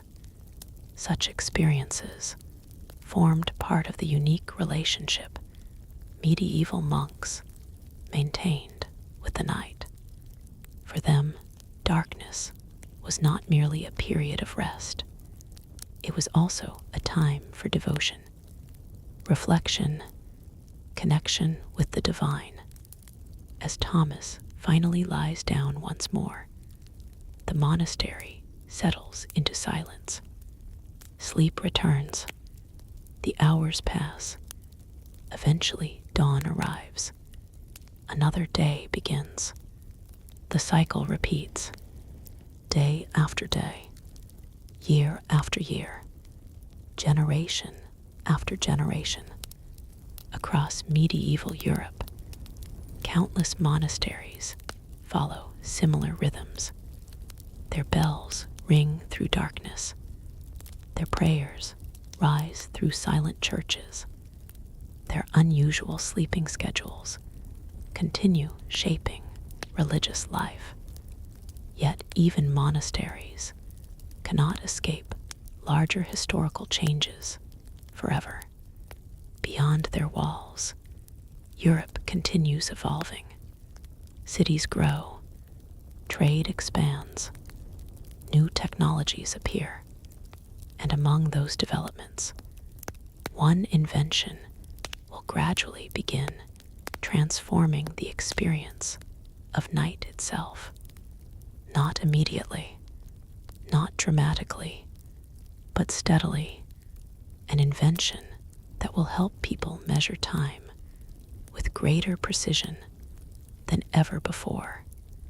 And once people begin measuring time differently, they will eventually begin sleeping differently as well.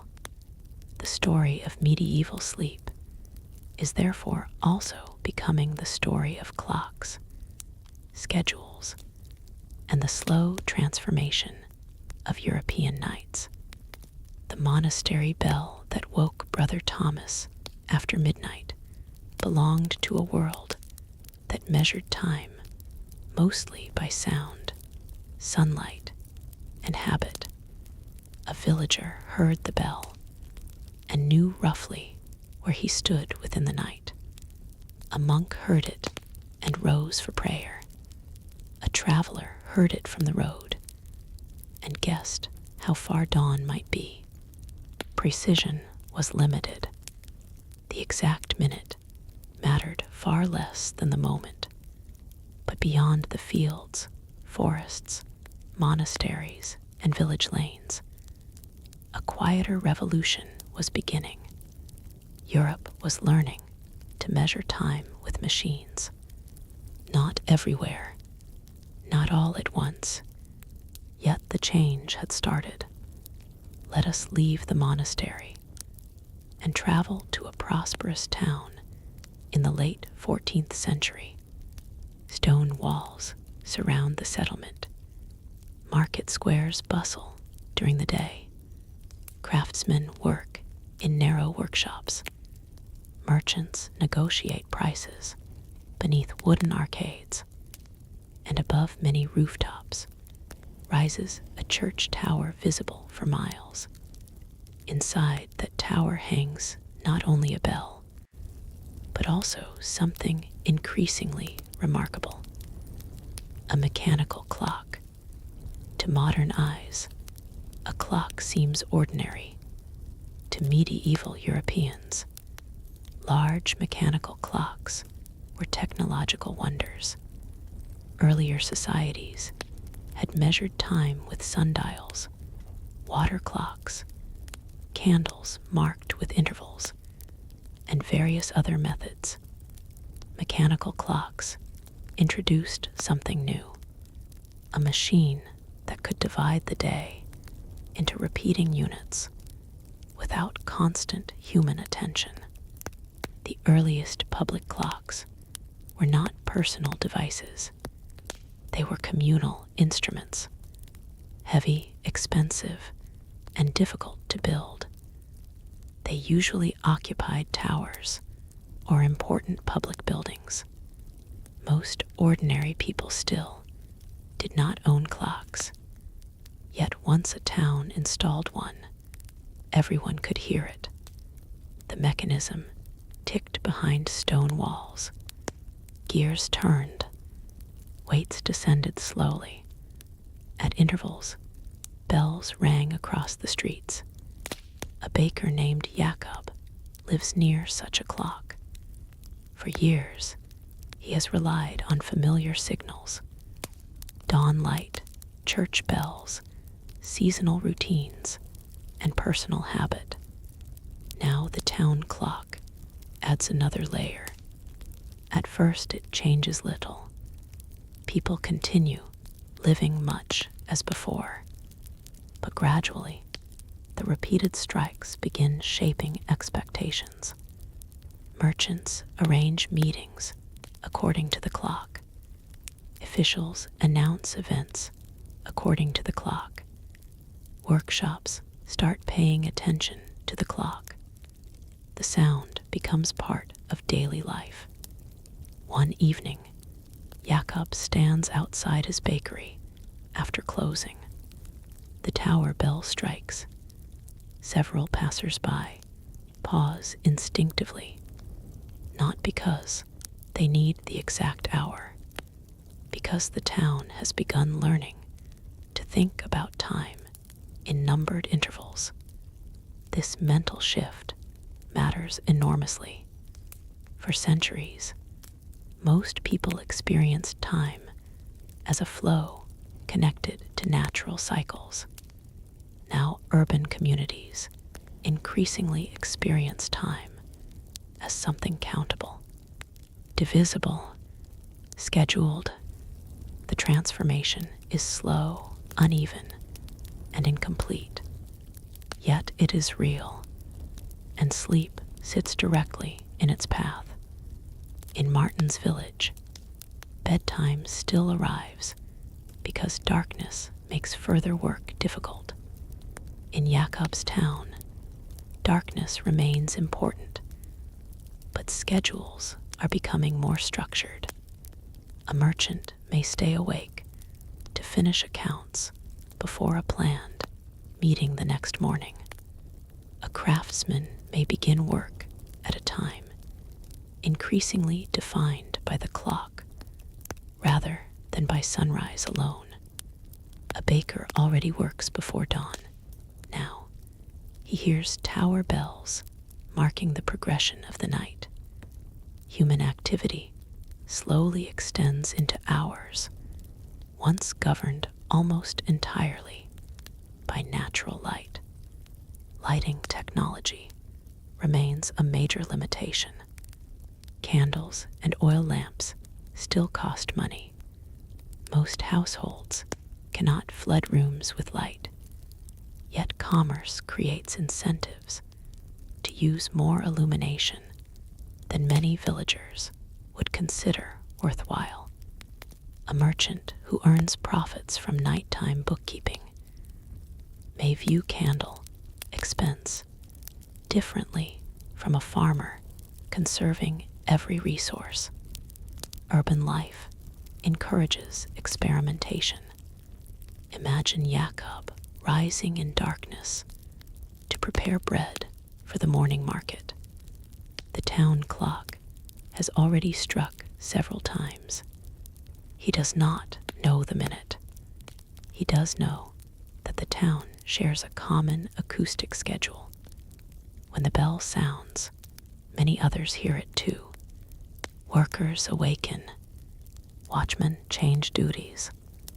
Monks begin prayers. The entire community moves through time together. This coordination becomes increasingly valuable as cities grow. Larger populations require more organization. Markets open at agreed times. Gates close at agreed times. Legal proceedings occur at agreed times. Public bells help create that agreement. Historians often emphasize that the medieval clock did more than tell time. It helped create a new social experience of time.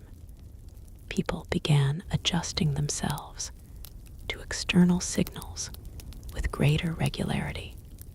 Once that process starts, sleep gradually becomes more scheduled as well. Not immediately. The old patterns remain strong. Segmented sleep still appears in many places. Seasonal variation still matters. Natural waking during the night remains common. But another force has entered the story. Coordinated public timekeeping. Back in the countryside, Martin notices none of this directly. Yet even his world is connected indirectly. Merchants visiting nearby markets carry news from towns. Priests travel between communities. Young men leave villages seeking work. Ideas spread along roads.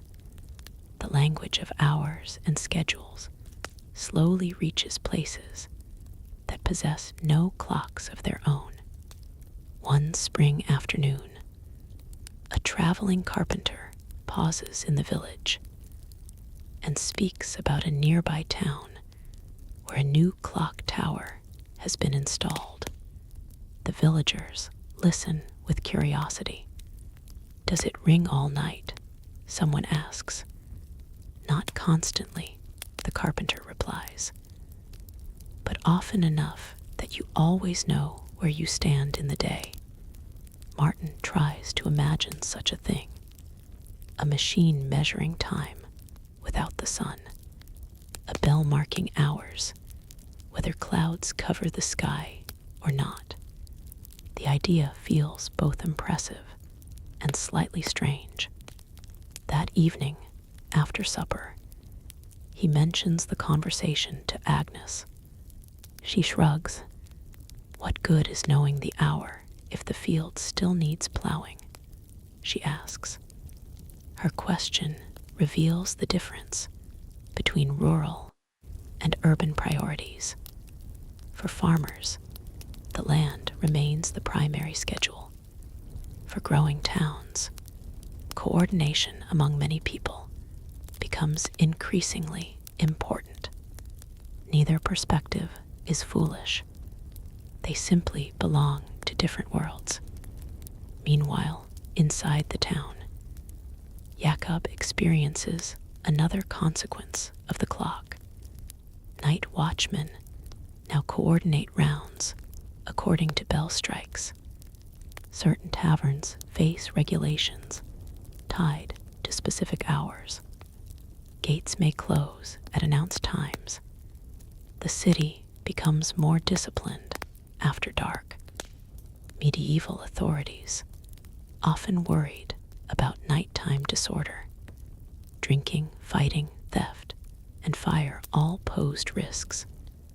Better timekeeping offered new tools for management. The clock, therefore, influences not only work, but also governance. Yet we should not imagine a sudden transformation into modern punctuality. Medieval clocks were imperfect. They required maintenance. They sometimes drifted. Many people continued using approximate language. After sunset, before dawn, near midday, during the first bell, after vespers, natural rhythms remained deeply embedded in daily life. The change unfolds across centuries, not years. Still, once clocks become familiar, a subtle psychological shift occurs. Time feels less like a broad landscape and more like a sequence of measurable units. Activities can be assigned to those units. Meetings can be planned around them. Labor can be organized around them. Eventually, sleep can be expected to begin and end within them. Historians often trace later developments, factory schedules, standardized workdays, strict punctuality, back through this long process. The medieval tower clock is not the final stage. It is an early step. One evening, Jakob remains awake later than usual, reviewing accounts by candlelight. Outside, the town grows quiet. The tower bell strikes again. He pauses and realizes that the sound now influences his decisions. Another strike means another portion of the night has passed. He should probably sleep soon if he wishes to rise before dawn. The clock has become a participant in his evening, not merely a background noise, a guide, a reminder, a constraint. Far away, Martin lies asleep beneath a thatched roof, still governed primarily by darkness, weather, and habit. Brother Thomas sleeps in the monastery dormitory, knowing another bell will wake him for prayer. Henry the merchant may be sharing an inn bed somewhere along the road, measuring the night by exhaustion rather than by machinery. Europe contains all these experiences at once. Old rhythms persist. New rhythms emerge. The continent does not change uniformly. It changes unevenly, town by town, generation by generation. Yet the direction is becoming clearer. The night is slowly acquiring structure. Hours are slowly becoming audible. Human activity is slowly becoming more coordinated. as clocks spread, the ancient flexibility of medieval sleep will gradually encounter a world increasingly interested in schedules, deadlines, and measured time. The transformation remains incomplete, but once a society begins hearing the hours strike from a tower, it becomes difficult to imagine time exactly as earlier generations did. Somewhere above the sleeping town, gears continue turning in the darkness. Bells wait for the next hour, and Europe moves one step closer to a new relationship with night, work, and sleep. The gears inside the town clock continued turning long after most citizens had fallen asleep. Above the rooftops, the mechanism worked patiently in darkness. Below, the streets grew quiet. Windows darkened one by one. Doors were bolted. Shutters were secured. The town settled into another medieval night. Yet unlike the countryside, urban darkness was never entirely peaceful. Cities brought opportunities. They also brought dangers. And as medieval towns grew larger, authorities became increasingly concerned with what happened after sunset.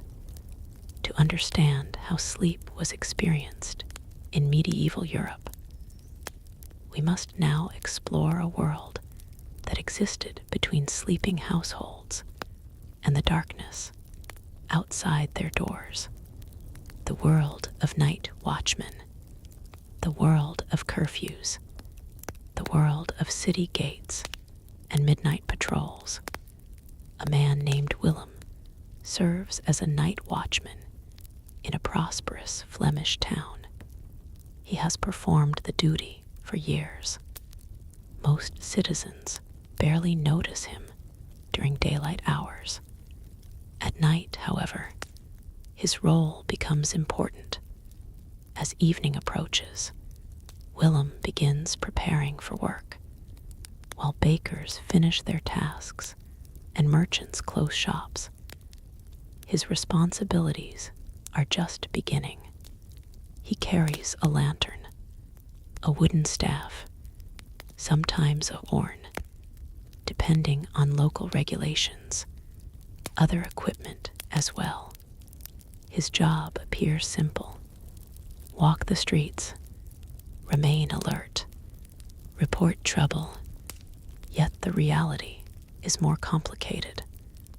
Medieval cities worried about many things after dark: theft, violence, drunken arguments, suspicious strangers, and above all, fire. Fire terrified medieval towns. The fear was entirely justified. Most buildings contained large amounts of wood. Many roofs were thatched. Open flames were everywhere. Candles burned. Hearth fires burned. Workshops used furnaces. Kitchens relied upon fire constantly. One accident could destroy entire neighborhoods. History contains countless examples. Entire districts vanished in devastating urban fires. Families lost homes. Businesses disappeared. Communities suffered enormous damage. As a result, nighttime vigilance became a serious matter. Willem begins his patrol shortly after sunset. The town still contains activity. People finish meals. Taverns host customers. Travelers arrive through the gates. Children hurry home. Yet with each passing hour, the streets become quieter. Eventually, another familiar sound echoes across the town. A bell, The clock bell, a different bell, the curfew bell. Modern readers often associate the word curfew with government restrictions. Its medieval origins were more literal. The term itself developed from words meaning cover the fire. When the curfew bell rang, households were expected to manage hearth fires carefully. The goal was simple: reduce the risk of accidental fires during the night. Different towns enforced the practice differently. Some required fires to be covered. Others used the bell primarily as a signal that nighttime regulations had begun. Either way, the curfew bell became an important part of urban life. Citizens heard it and understood what it meant. The day was ending. Nighttime rules now applied. Willem hears the bell and continues walking. Lantern light dances across stone walls. The streets grow emptier. Most people are now indoors. Many are already asleep.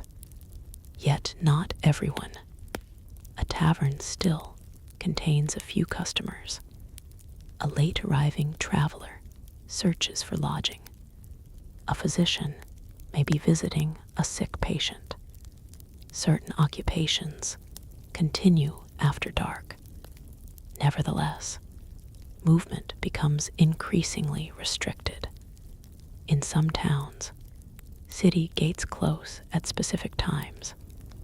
The practice serves several purposes: security, order, control. Once gates close, entering or leaving becomes difficult. Travelers arriving late may find themselves stranded outside. Such situations occurred frequently enough to become a familiar aspect of medieval life. Imagine approaching a city after sunset. You see the walls ahead. Relief washes over you. Safety is near. Food is near. Shelter is near. Then you discover the gates have already closed. Suddenly, the situation changes. You must find another solution. Perhaps an inn outside the walls. Perhaps a nearby farm.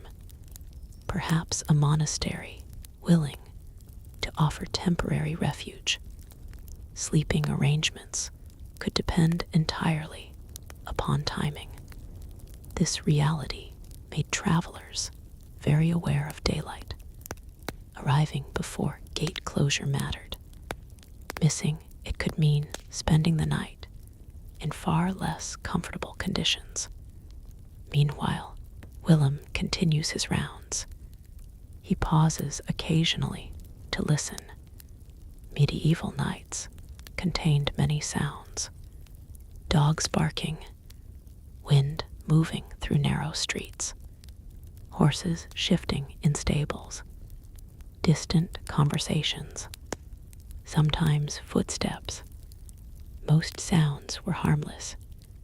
Determining which required attention formed part of the watchman's skill. One night, Willem notices smoke drifting from an unusual location. Immediately, he investigates.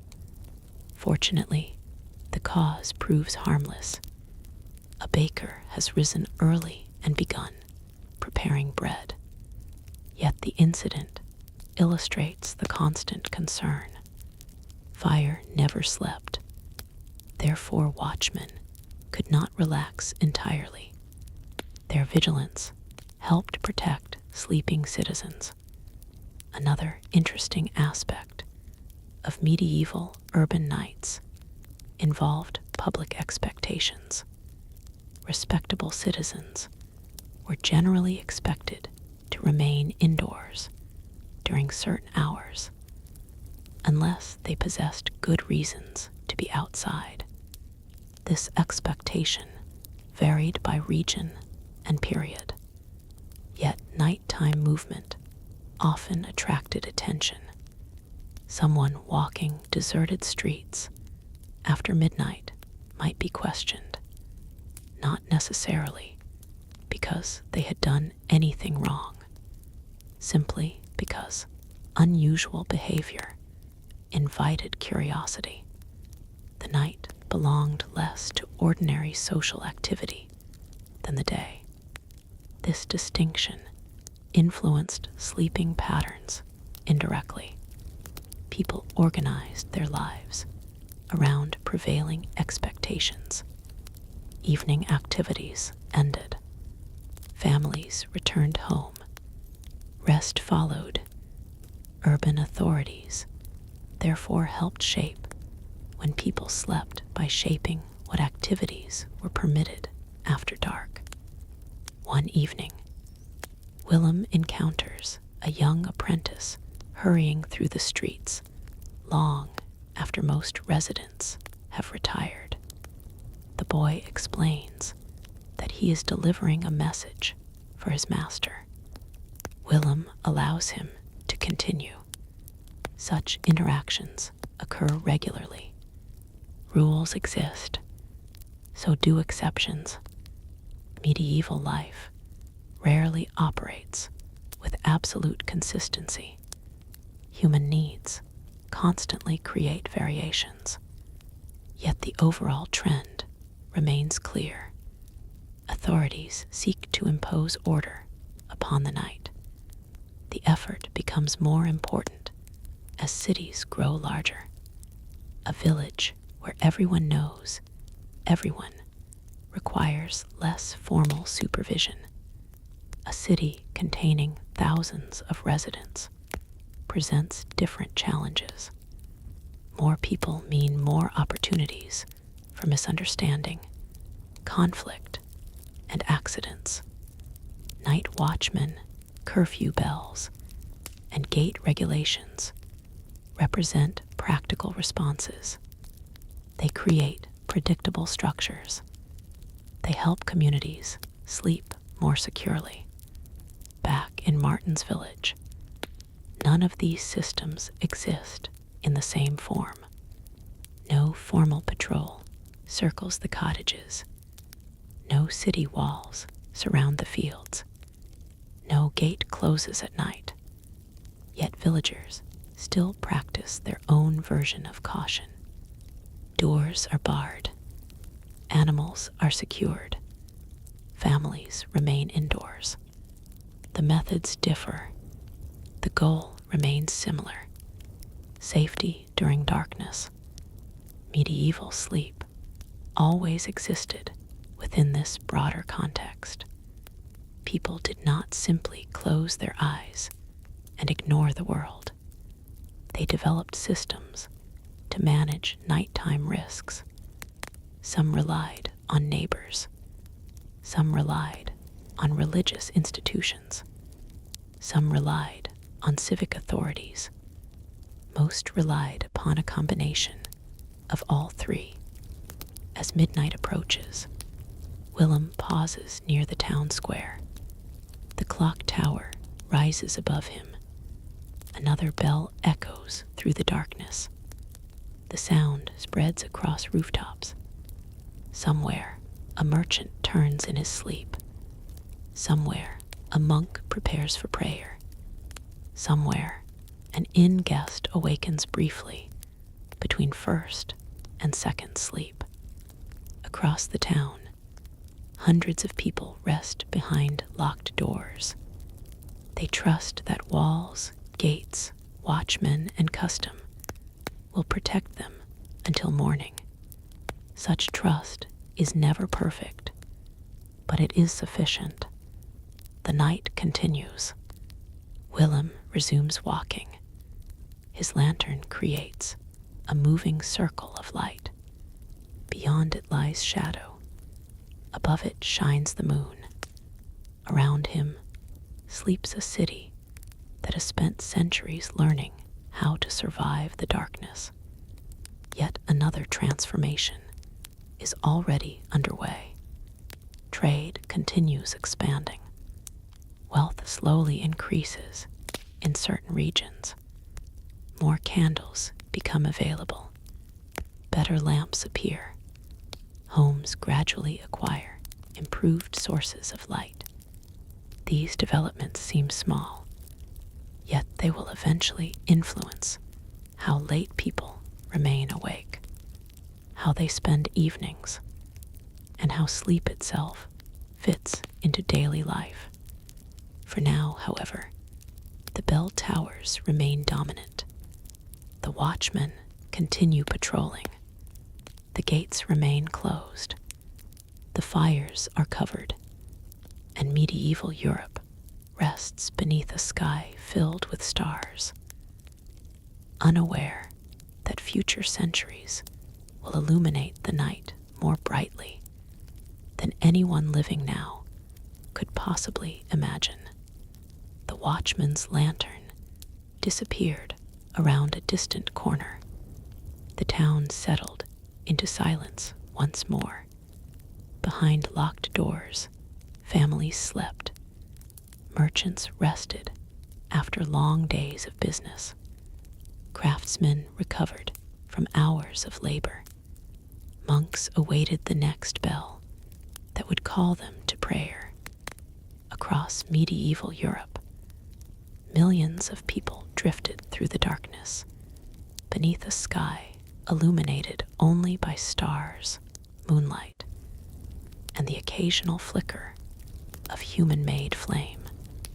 Yet that small flame was becoming increasingly important.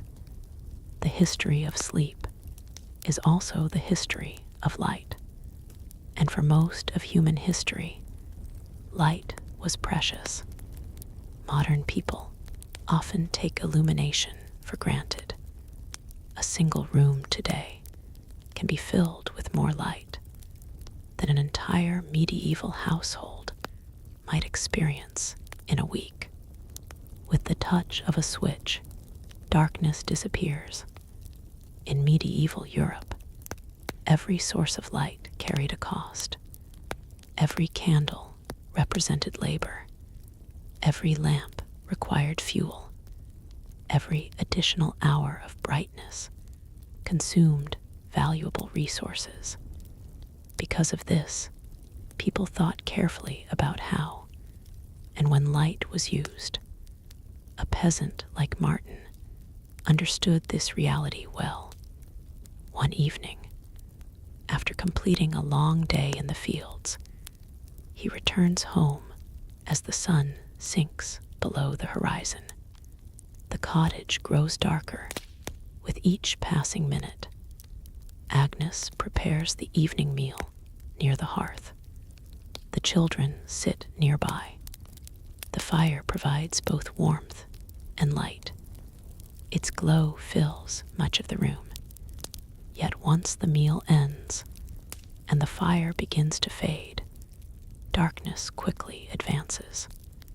The family owns only a limited number of candles. Using them unnecessarily would be wasteful. Winter had taught them caution. Resources must last. As a result, the family often chooses sleep over spending additional fuel. This pattern existed across much of medieval Europe. Darkness encouraged bedtime because remaining awake became increasingly impractical. Artificial light was simply too expensive for many households to use freely. The wealthy experienced a different reality. Not unlimited light, but more light. Imagine a noble household several hundred miles away. The Lord's residence contains large halls, private chambers, servants, and greater resources. When evening arrives, multiple candles may be lit. Servants move through corridors carrying lanterns. Feasts continue after sunset. Guests Guests converse late into the evening. Music may fill the hall. Stories may be shared. Business may still be conducted. The contrast with Martin's cottage is striking. Both households experience darkness, yet one possesses greater ability to resist it. This difference gradually becomes important. Access to light influences behavior. Behavior influences sleep. The relationship is subtle, but real. Among the most common sources of medieval illumination were candles made from tallow. Tallow candles were produced using animal fat. They were relatively inexpensive compared with certain alternatives. However, they came with disadvantages. They smoked. They produced odors. They burned imperfectly.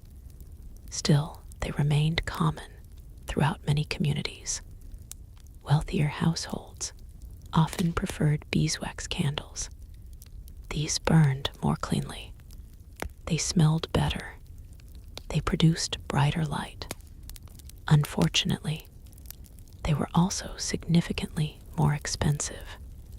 For many ordinary families, beeswax candles represented luxuries rather than necessities. Churches frequently used them during important ceremonies. Monasteries valued them. Nobles could afford them more easily. The distinction reflected broader social differences. Light itself became a marker of wealth. Oil lamps offered another option. Various fuels were used depending upon region and availability. These lamps could provide useful illumination, though they required maintenance and fuel supplies. Like candles, they represented ongoing expenses. Every flame demanded resources. Medieval households therefore developed habits that maximized efficiency. Activities requiring good visibility were usually completed during daylight whenever possible. Sewing, reading, repairs, writing, detailed craftsmanship all benefited from sunlight. Evening often became a time for conversation, prayer, storytelling, or rest. The arrangement made practical sense. Why waste expensive light performing tasks that could be completed tomorrow? Yet economic growth slowly altered these calculations. Let us return to the town where Jakob the baker lives. His business depends upon timing. Customers expect fresh bread early in the morning. Therefore, much of his work occurs before sunrise. Artificial light allows him to begin preparations, while darkness still covers the streets. Without lamps and candles, his schedule would be impossible. The ability to create light effectively creates additional working hours. This principle applies beyond baking. Merchants review accounts. Scholars read manuscripts. Officials examine documents. Craftsmen complete orders. Artificial light expands possibilities.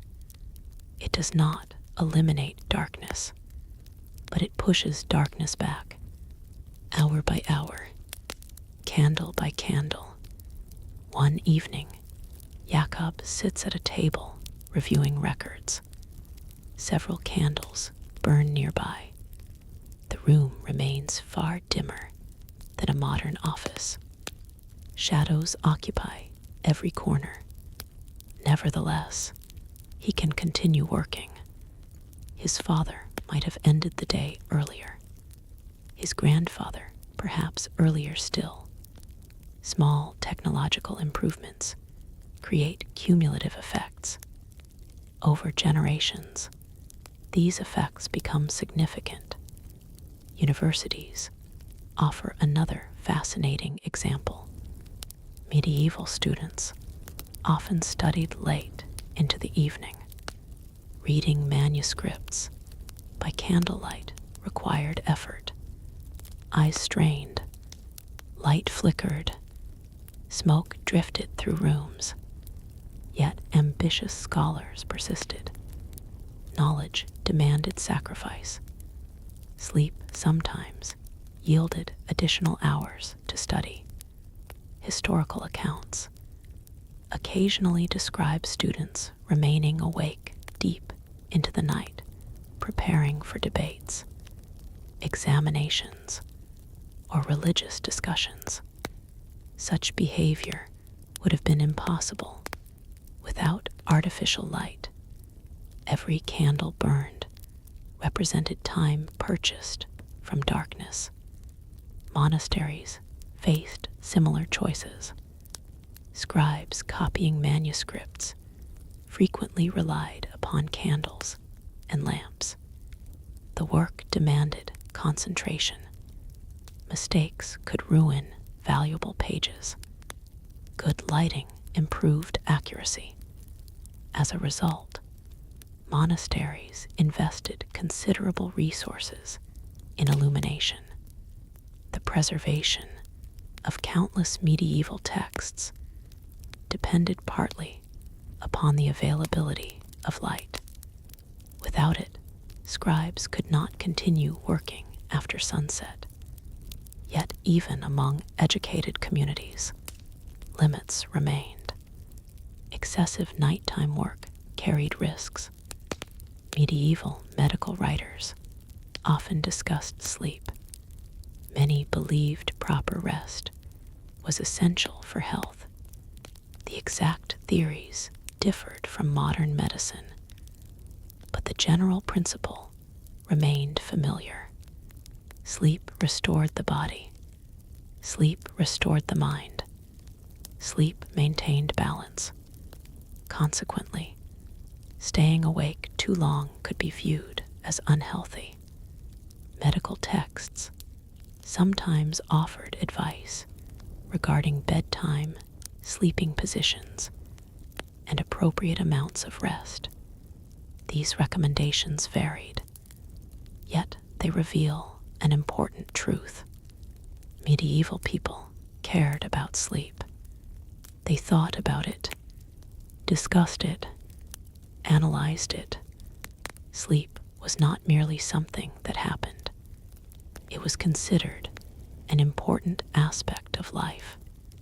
One spring evening, Martin visits a neighboring cottage after supper. Several families gather near a hearth. No one possesses enough candles to brightly illuminate the room. Instead, firelight provides most of the visibility. Faces glow orange. Shadows move across walls. Children listen as older villagers tell stories. Such gatherings are common. They require little fuel. They provide entertainment. They strengthen social bonds. In a world with limited lighting, people often gather around shared sources of illumination. The arrangement encourages community. Everyone occupies the same space because that is where the light exists. Eventually, the fire begins to fade. Conversation slows. Yawns appear. One family after another departs. Darkness reclaims the room. The gathering ends not because anyone announces it should end. It ends because the available light is disappearing. This simple reality shaped medieval evenings in countless ways. Light controlled activity. Activity influenced sleep. Sleep influenced daily life. The entire system remained interconnected, yet the balance was gradually changing. Urban prosperity increased in some regions. Trade brought new resources. Production improved. Wealth accumulated. None of these developments transformed Europe overnight, but together they slowly expanded access to artificial light. More people could afford candles. More businesses operated after sunset. More activities moved into nighttime hours. The consequences would unfold over centuries. Future generations would spend increasing amounts of time awake after dark. Their relationship with sleep would evolve accordingly. For now, however, Martin still lives within an older world, a world where darkness remains powerful, a world where stars dominate the sky, a world where most evenings conclude shortly after the last useful light disappears. As he prepares for bed, the final glow from the hearth illuminates the cottage. Agnes arranges blankets. The children are already asleep. Outside, night stretches across the fields. Inside, warmth lingers. Soon the embers will fade. The room will become dark. First sleep will arrive. Then the quiet, waking interval. Then second sleep. The ancient rhythm continues. Yet beyond the village, candles continue burning in monasteries, workshops, universities, and merchant houses. Each flame pushes back darkness a little farther. Each flame extends waking life a little longer.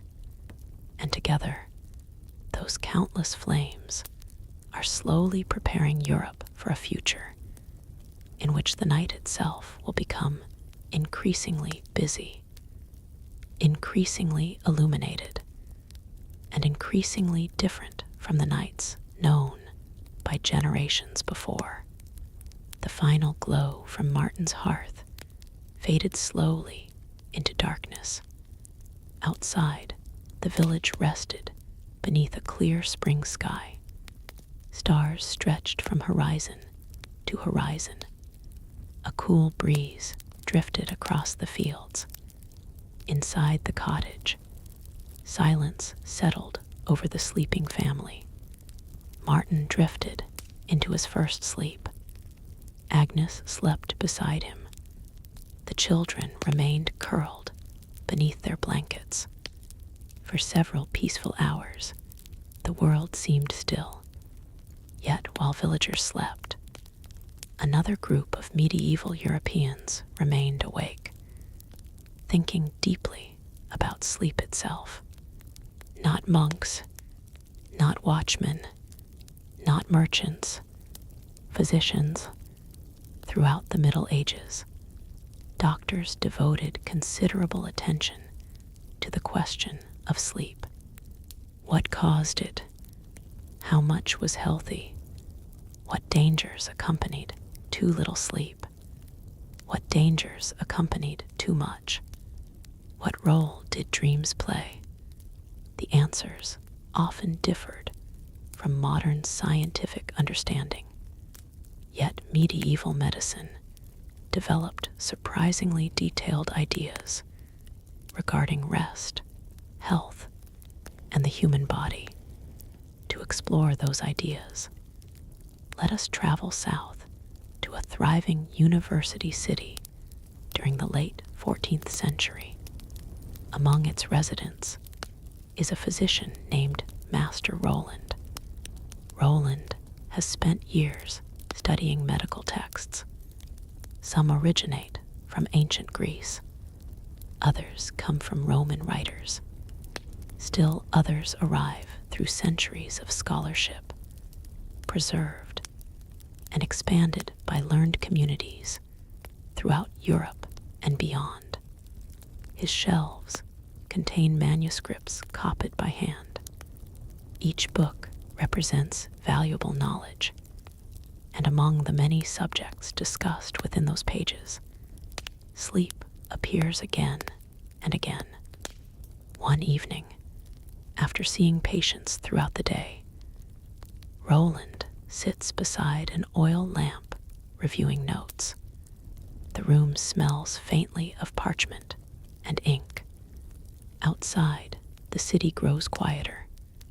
Inside, he studies a passage discussing proper sleep habits.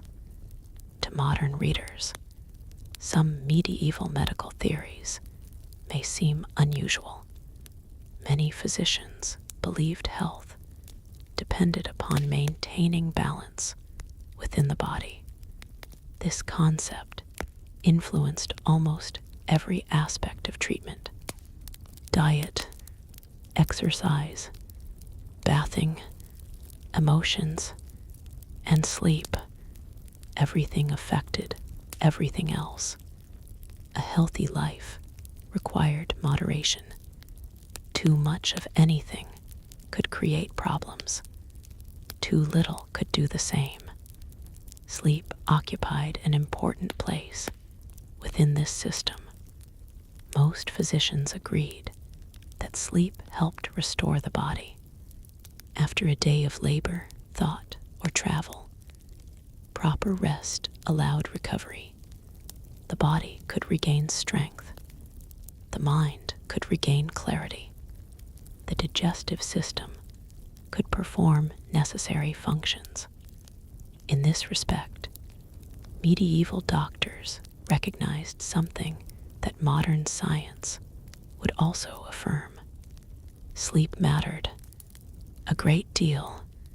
One of Roland's patients is a merchant who frequently complains of exhaustion. The man travels often. His schedule is irregular. He sleeps poorly. After listening carefully, Roland offers advice, not merely medicine, advice about habits. Eat appropriately. Avoid certain activities before bedtime. Maintain regular routines. Get sufficient rest. Such recommendations appear repeatedly throughout medieval medical writings. Doctors understood that sleep and health were closely connected. They may not have understood every mechanism involved, yet they clearly recognized the relationship. Another subject fascinated medieval physicians: sleeping positions. Today, many people choose positions based largely upon comfort. Medieval medical texts sometimes approached the matter more systematically. Certain writers recommended beginning the night on one side and later changing positions. Others discussed how posture might affect digestion. Some believed sleeping immediately after eating could create problems. Others warned against particular habits thought to interfere with bodily balance. Not every physician agreed.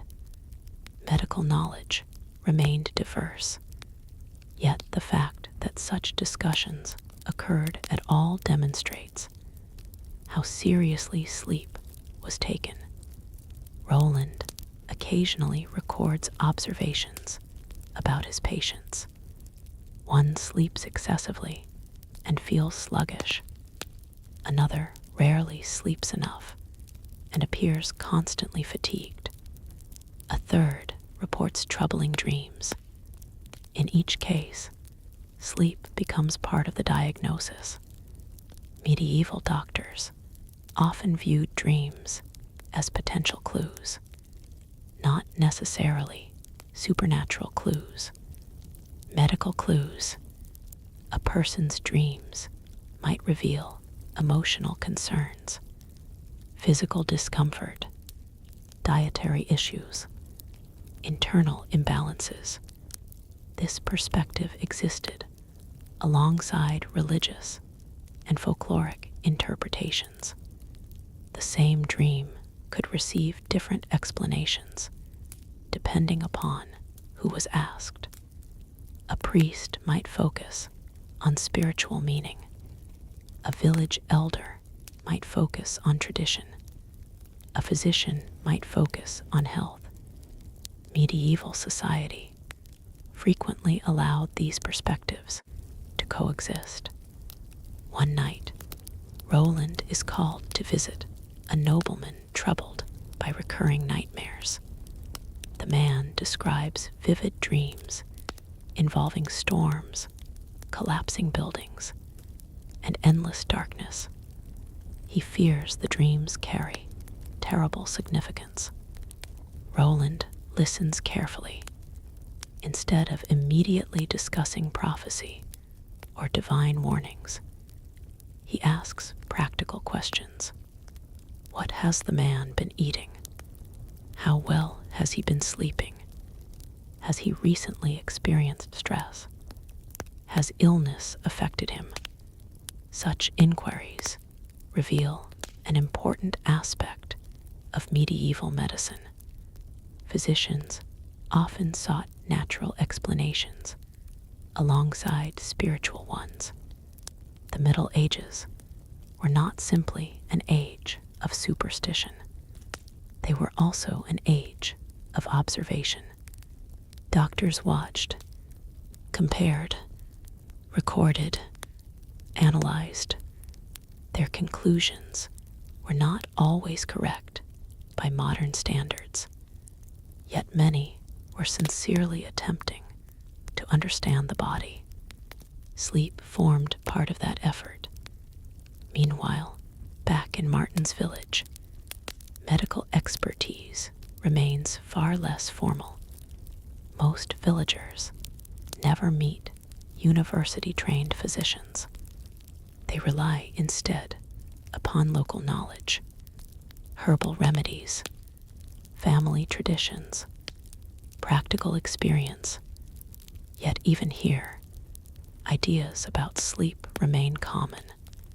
One afternoon, Martin's mother mentions that a neighbor has been suffering from unusual dreams.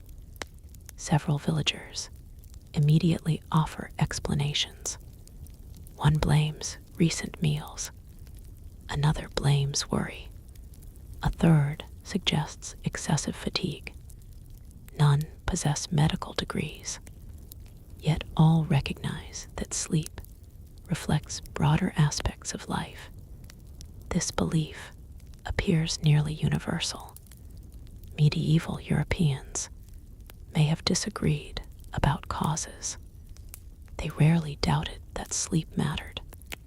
Another fascinating concern involved digestion. Many medical texts advised avoiding certain behaviors immediately after meals.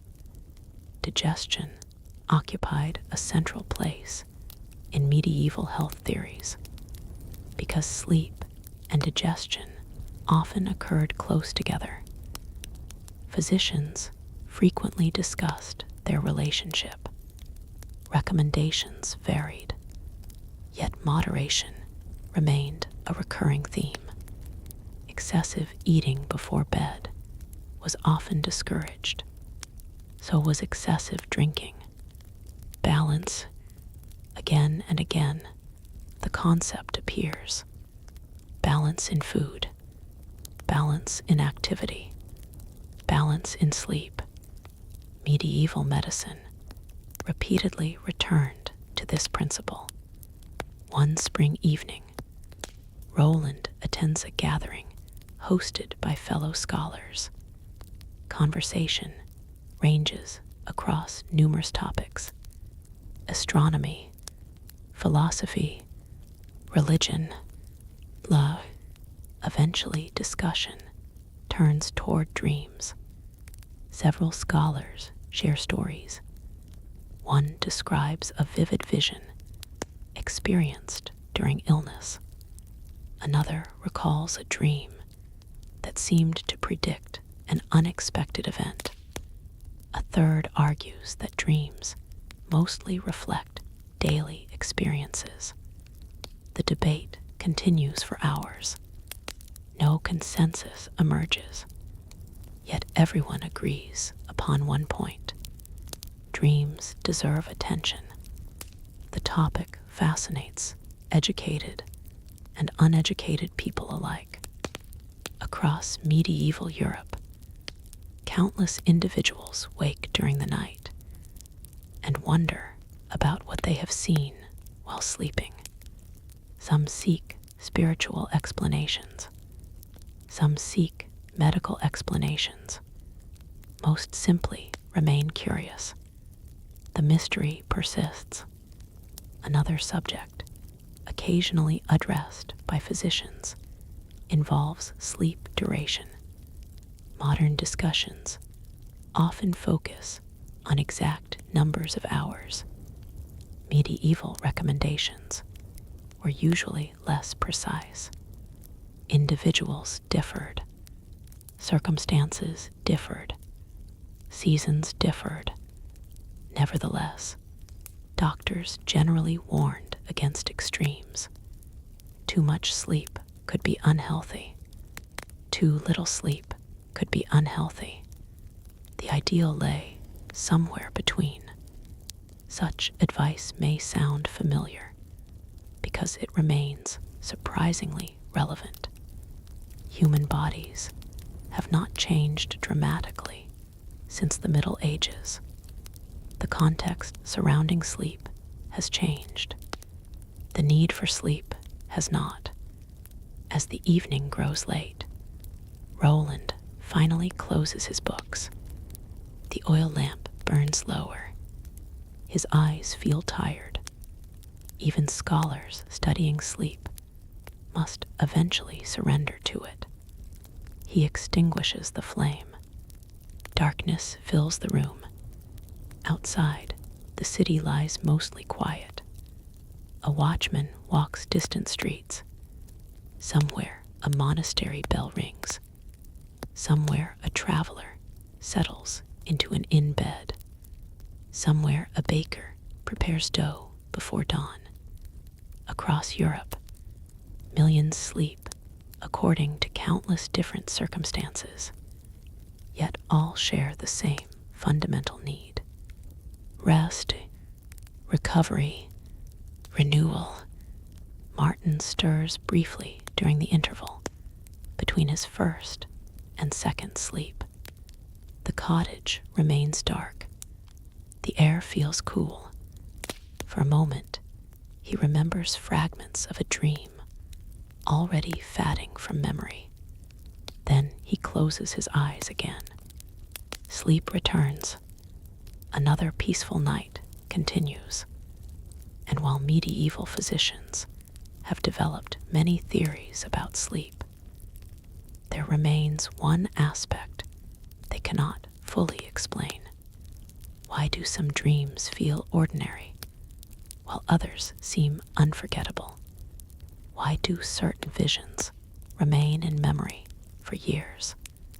Why do nightmares linger long after morning arrives? These questions fascinated medieval people just as they fascinate people today, and they lead us naturally toward another remarkable chapter in the history of sleep. The strange world of nightmares, night terrors, supernatural visitors, and the creatures many Europeans believed haunted the darkness while they slept. Martin's dream faded almost completely by morning. Only fragments remained. A distant bell, a snowy field, a feeling he could not quite describe. The details slipped away like mist under sunlight. By the time he began working in the fields, most of the dream had vanished. Yet not every dream disappeared so easily. Throughout medieval Europe, countless people experienced nights they never forgot. Nights filled with terrifying visions. Nights marked by overwhelming fear. Nights that seemed more real than ordinary waking life. Some remembered shadowy figures standing beside their beds. Others recalled crushing pressure on their chests. Some believed they heard voices whispering in darkness. Others awoke, convinced that something had been watching them while they slept. Today, many of these experiences can be understood through modern knowledge of sleep. But for medieval Europeans, the explanations often looked very different. The night contained mysteries, and mystery naturally invited stories. Let us travel once more beyond Martin's village. This time we arrive in a small German town during the late Middle Ages. A young craftsman named Lucas lives there. He works hard. He eats well enough. He enjoys generally good health. Yet recently, something troubling has begun happening. Several times each month, he awakens during the night, unable to move. His eyes are open. His mind feels awake, but his body refuses to respond. Worse still, he senses a presence nearby. Something stands in the darkness, watching, waiting. The feeling is overwhelming. His heart races. Fear grips him. He attempts to speak. Nothing happens. Moments later, the sensation vanishes. Movement returns. The room appears normal. Yet the memory remains. Modern readers may immediately recognize a possible explanation. Sleep paralysis, a phenomenon experienced by people around the world during certain transitions between sleep and wakefulness. The body remains temporarily immobilized. The experience can feel intensely real. Many individuals report sensing a nearby presence. Some experience visual or auditory hallucinations. Others describe pressure on the chest. The phenomenon is often frightening, even when understood scientifically. Imagine experiencing it without such explanations. Imagine living in a world where spirits, demons, angels, and supernatural forces are widely accepted realities.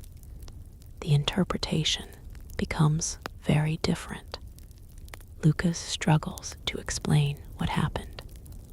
Eventually, he discusses the experience with neighbors. Suggestions arrive quickly. One neighbor believes a malicious spirit may be responsible. Another recommends specific prayers.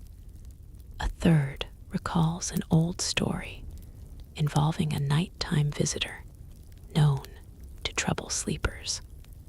The explanations differ. The fear remains. Such experiences were not unique to Germany. Across Europe, similar accounts appeared in numerous traditions. Different regions developed different names for mysterious nighttime beings. In some places, they were described as spirits. Elsewhere, they became witches, demons, or supernatural entities. The details varied. The underlying experiences often sounded remarkably familiar. Medieval people were attempting to understand unusual sleep phenomena using the knowledge available to them. The results produced a rich collection of folklore. One particularly widespread belief involved creatures that visited sleeping individuals. According to many stories, these beings sat upon the chest of the sleeper, making breathing difficult. The sensation matches surprisingly well with modern descriptions of sleep paralysis episodes. Historical records preserve countless references to such experiences. Artists even depicted them. Writers described them. Ordinary people discussed them. The phenomenon became woven into European culture. Another source of nighttime fear involved simple uncertainty. Remember how dark medieval nights truly were. A person awakening unexpectedly might see only vague shapes. Furniture could appear unfamiliar. Shadows could resemble figures. Moonlight could transform ordinary objects into something strange. The human brain excels at finding patterns. Sometimes it finds patterns that are not really there. A cloak hanging from a hook becomes a person. A shadow becomes a face. A sound becomes a voice. Fear completes the illusion. One evening, after returning from the fields, Martin joins several villagers gathered near a fire. The conversation eventually turns toward strange experiences during sleep. An elderly woman describes awakening years earlier, convinced that someone stood beside her bed. A farmer recalls hearing whispers during a fever. Another villager claims to have seen a dark shape disappear into a wall. No one laughs. No one immediately dismisses the stories. Whether true or not, such experiences feel real to those who experience them. The gathering continues late into the evening. The fire crackles softly. Stars appear overhead. The stories become part of the community's shared memory. Medieval people often lived closer to mystery than modern individuals, not because they were less intelligent, because they possessed less information. Many natural phenomena remained unexplained. When explanations are scarce, imagination frequently fills the gaps.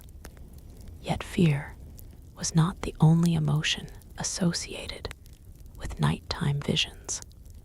Some experiences inspired wonder.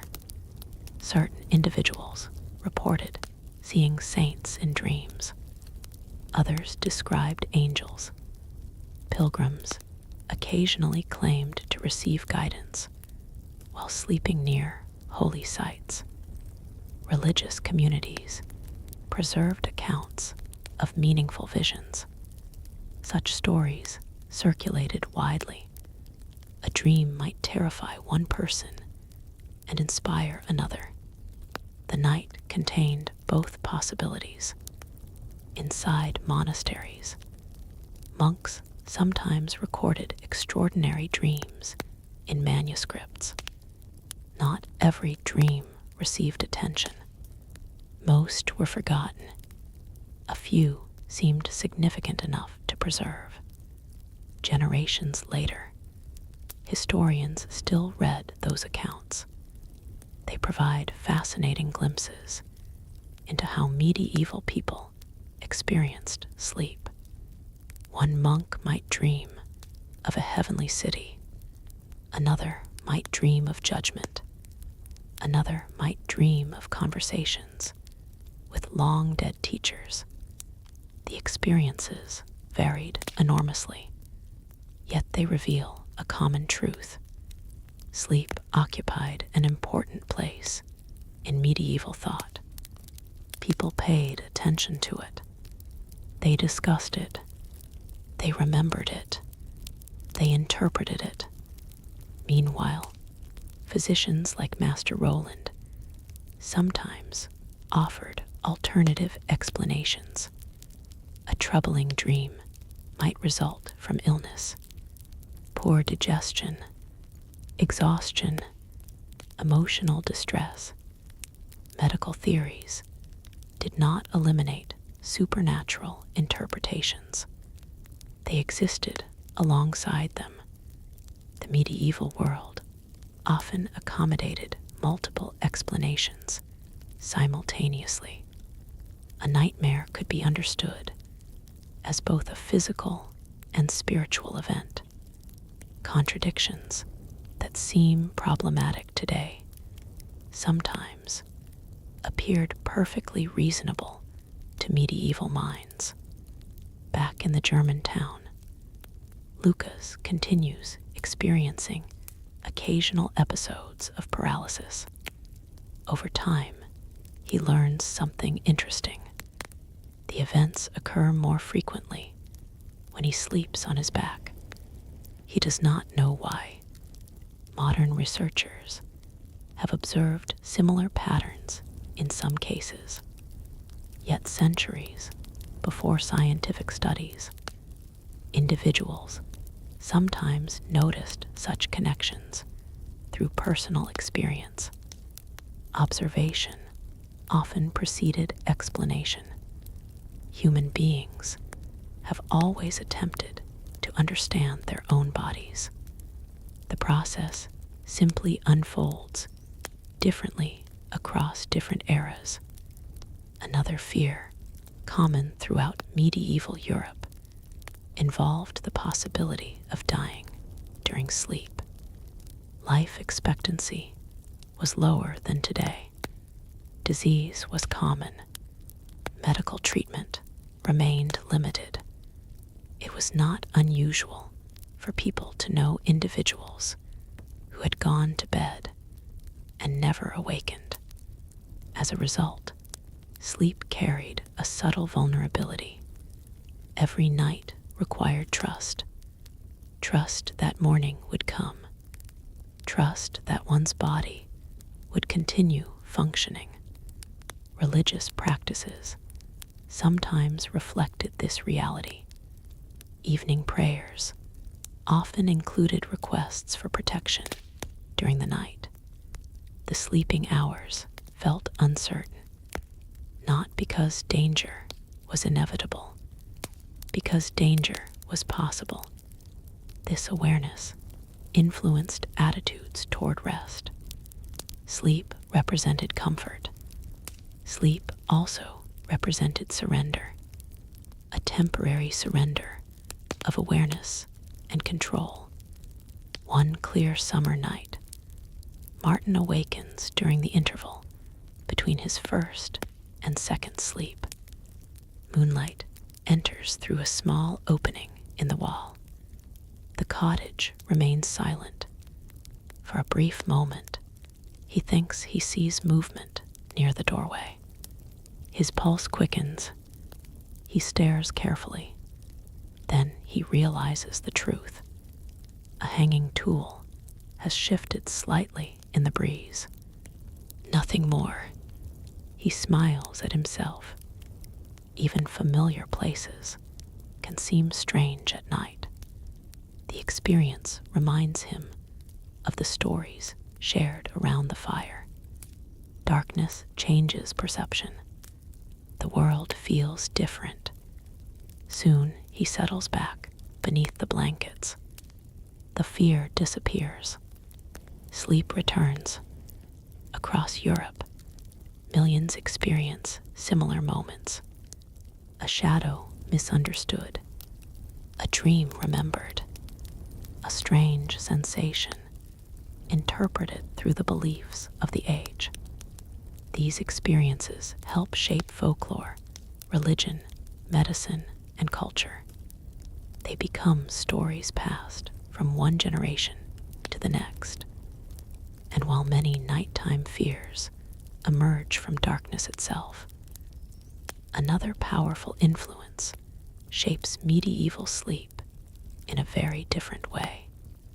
Not fear, not dreams, not supernatural visitors. The seasons. For medieval Europeans, summer nights and winter nights could feel like entirely different worlds. The changing length of daylight altered work, rest, and sleep more dramatically than most modern people can easily imagine. That seasonal rhythm will guide the next chapter of our journey through the sleeping world of medieval Europe. The shadow near Martin's doorway had been nothing more than a tool, moving gently in the breeze. Yet the brief moment of uncertainty stayed with him, not because he truly believed something supernatural had entered the cottage, but because it reminded him how different the world felt at night. And nowhere was that difference more noticeable than in the changing seasons. As spring gave way to summer, the countryside transformed. Fields brightened, trees filled with leaves. Birdsong began earlier each morning. Most importantly, daylight stretched farther into the evening. For medieval Europeans, this change affected nearly every aspect of life, including sleep. Modern societies often experience relatively consistent schedules throughout the year. Artificial lighting allows people to maintain similar routines in January and July. Medieval Europe operated differently.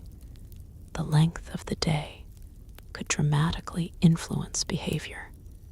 In northern regions especially, summer brought remarkably long evenings. The sun lingered. Work continued later. People remained outdoors longer. The darkness that had once arrived shortly after supper now waited patiently beyond the horizon. Martin noticed the change immediately.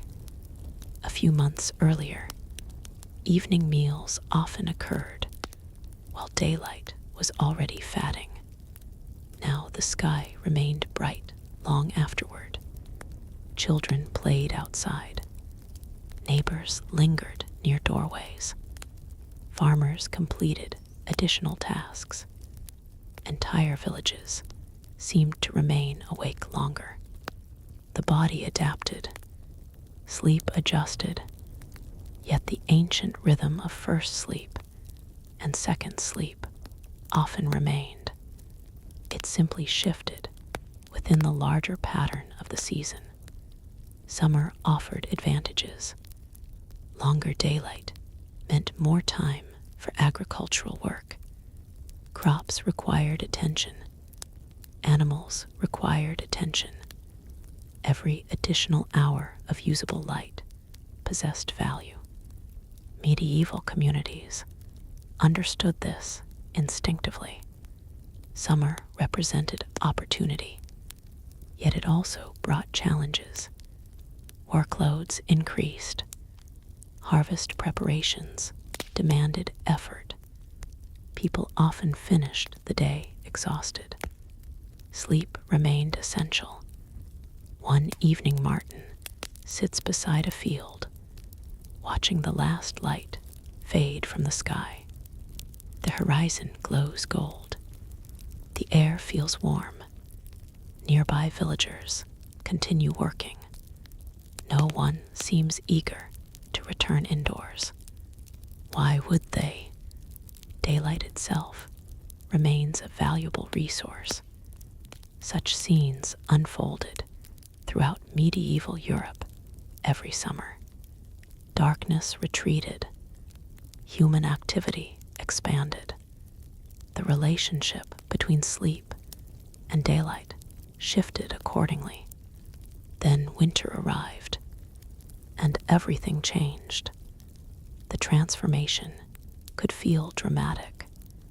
The same village that remained active during long summer evenings now faced seemingly endless darkness.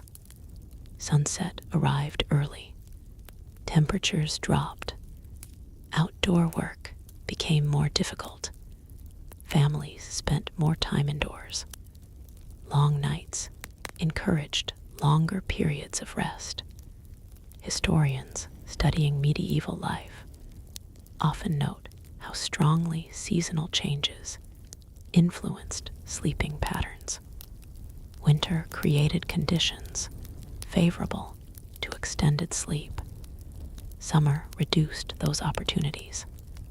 The difference was not merely psychological. It was practical. A winter night in Northern Europe could seem extraordinarily long compared with a summer night. The body responded. Daily routines responded. Entire communities responded. Imagine December in Martin's village. Wind rattles shutters. Frost covers rooftops. Darkness arrives, while much of the evening still lies ahead. The family gathers near the hearth. Firelight fills the room. Outside, little movement remains. The roads are quiet.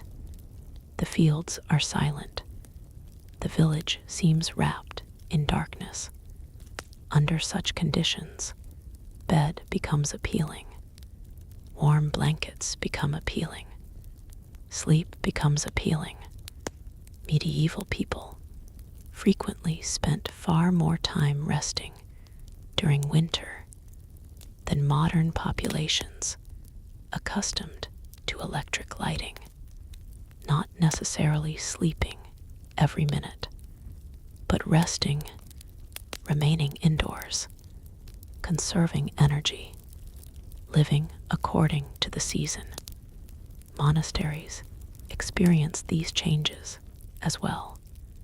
Brother Thomas notices that winter nights seem especially long between prayer services. The darkness surrounding the monastery feels deeper. The cold feels sharper, yet the bells continue ringing. The routines continue. The cycle of sleep and prayer persists. Seasonal changes alter the experience without altering the commitment.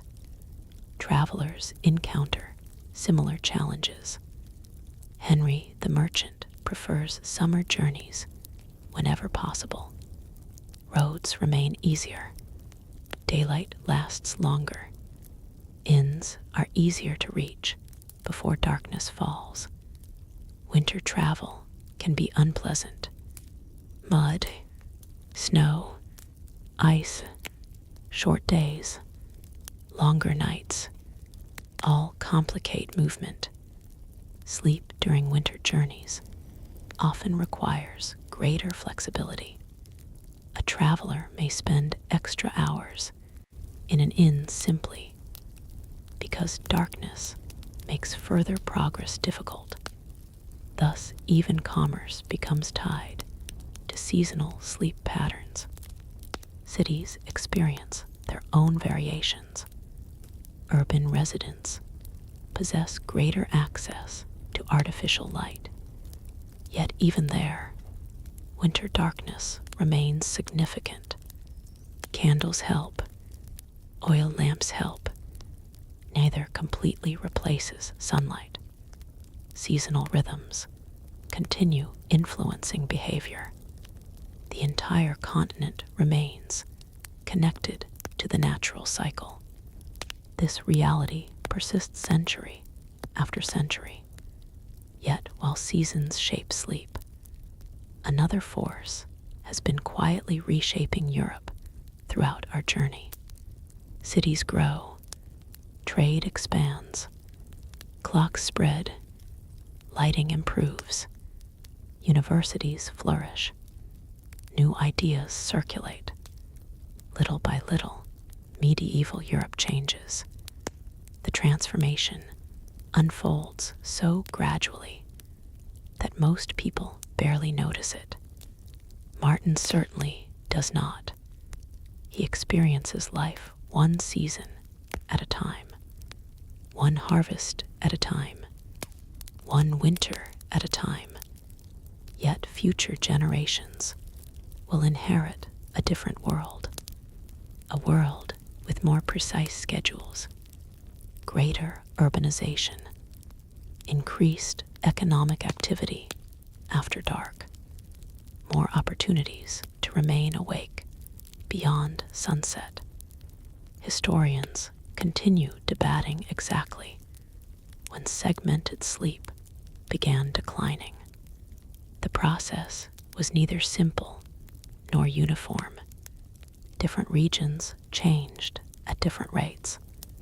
Some communities retained older patterns longer than others.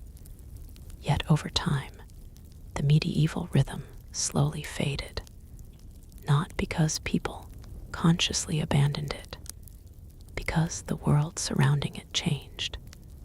The night became busier, more illuminated, more structured. Human beings adapted, as they always do. Looking back across our journey, we have encountered farmers waking between sleeps beneath thatched roofs, merchants sharing beds in crowded inns, monks rising after midnight for prayer, watchmen patrolling silent streets, physicians debating dreams and health, students studying by candlelight, travelers navigating dark roads, entire communities organizing life around the rise and fall of daylight. Together, these stories reveal something remarkable. Medieval Europeans were not simply sleeping less or more than modern people. They were sleeping differently. Their relationship with darkness was different. Their relationship with time was different. Their relationship with the night itself was different. Sleep was woven into a world illuminated by stars rather than electricity, guided by bells rather than smartphones, structured by seasons rather than fixed annual schedules. It was a world that often woke during the night without alarm, a world where dreams carried meaning, a world where darkness still possessed authority. As another evening settles over Martin's village, he sits outside, watching the sunset. The fields stretch before him. The sky glows softly. Birds settle into trees. The familiar sounds of the village drift through the air. Soon darkness will return. Soon the stars will emerge. Soon families will gather indoors. Soon first sleep will arrive. Then the quiet interval between sleeps. Then second sleep. The ancient rhythm continues. For Martin, it feels ordinary. For future generations, it will become history. And for us, it offers a fascinating glimpse into a forgotten way of experiencing the night. If you want to continue the journey, the next video is waiting.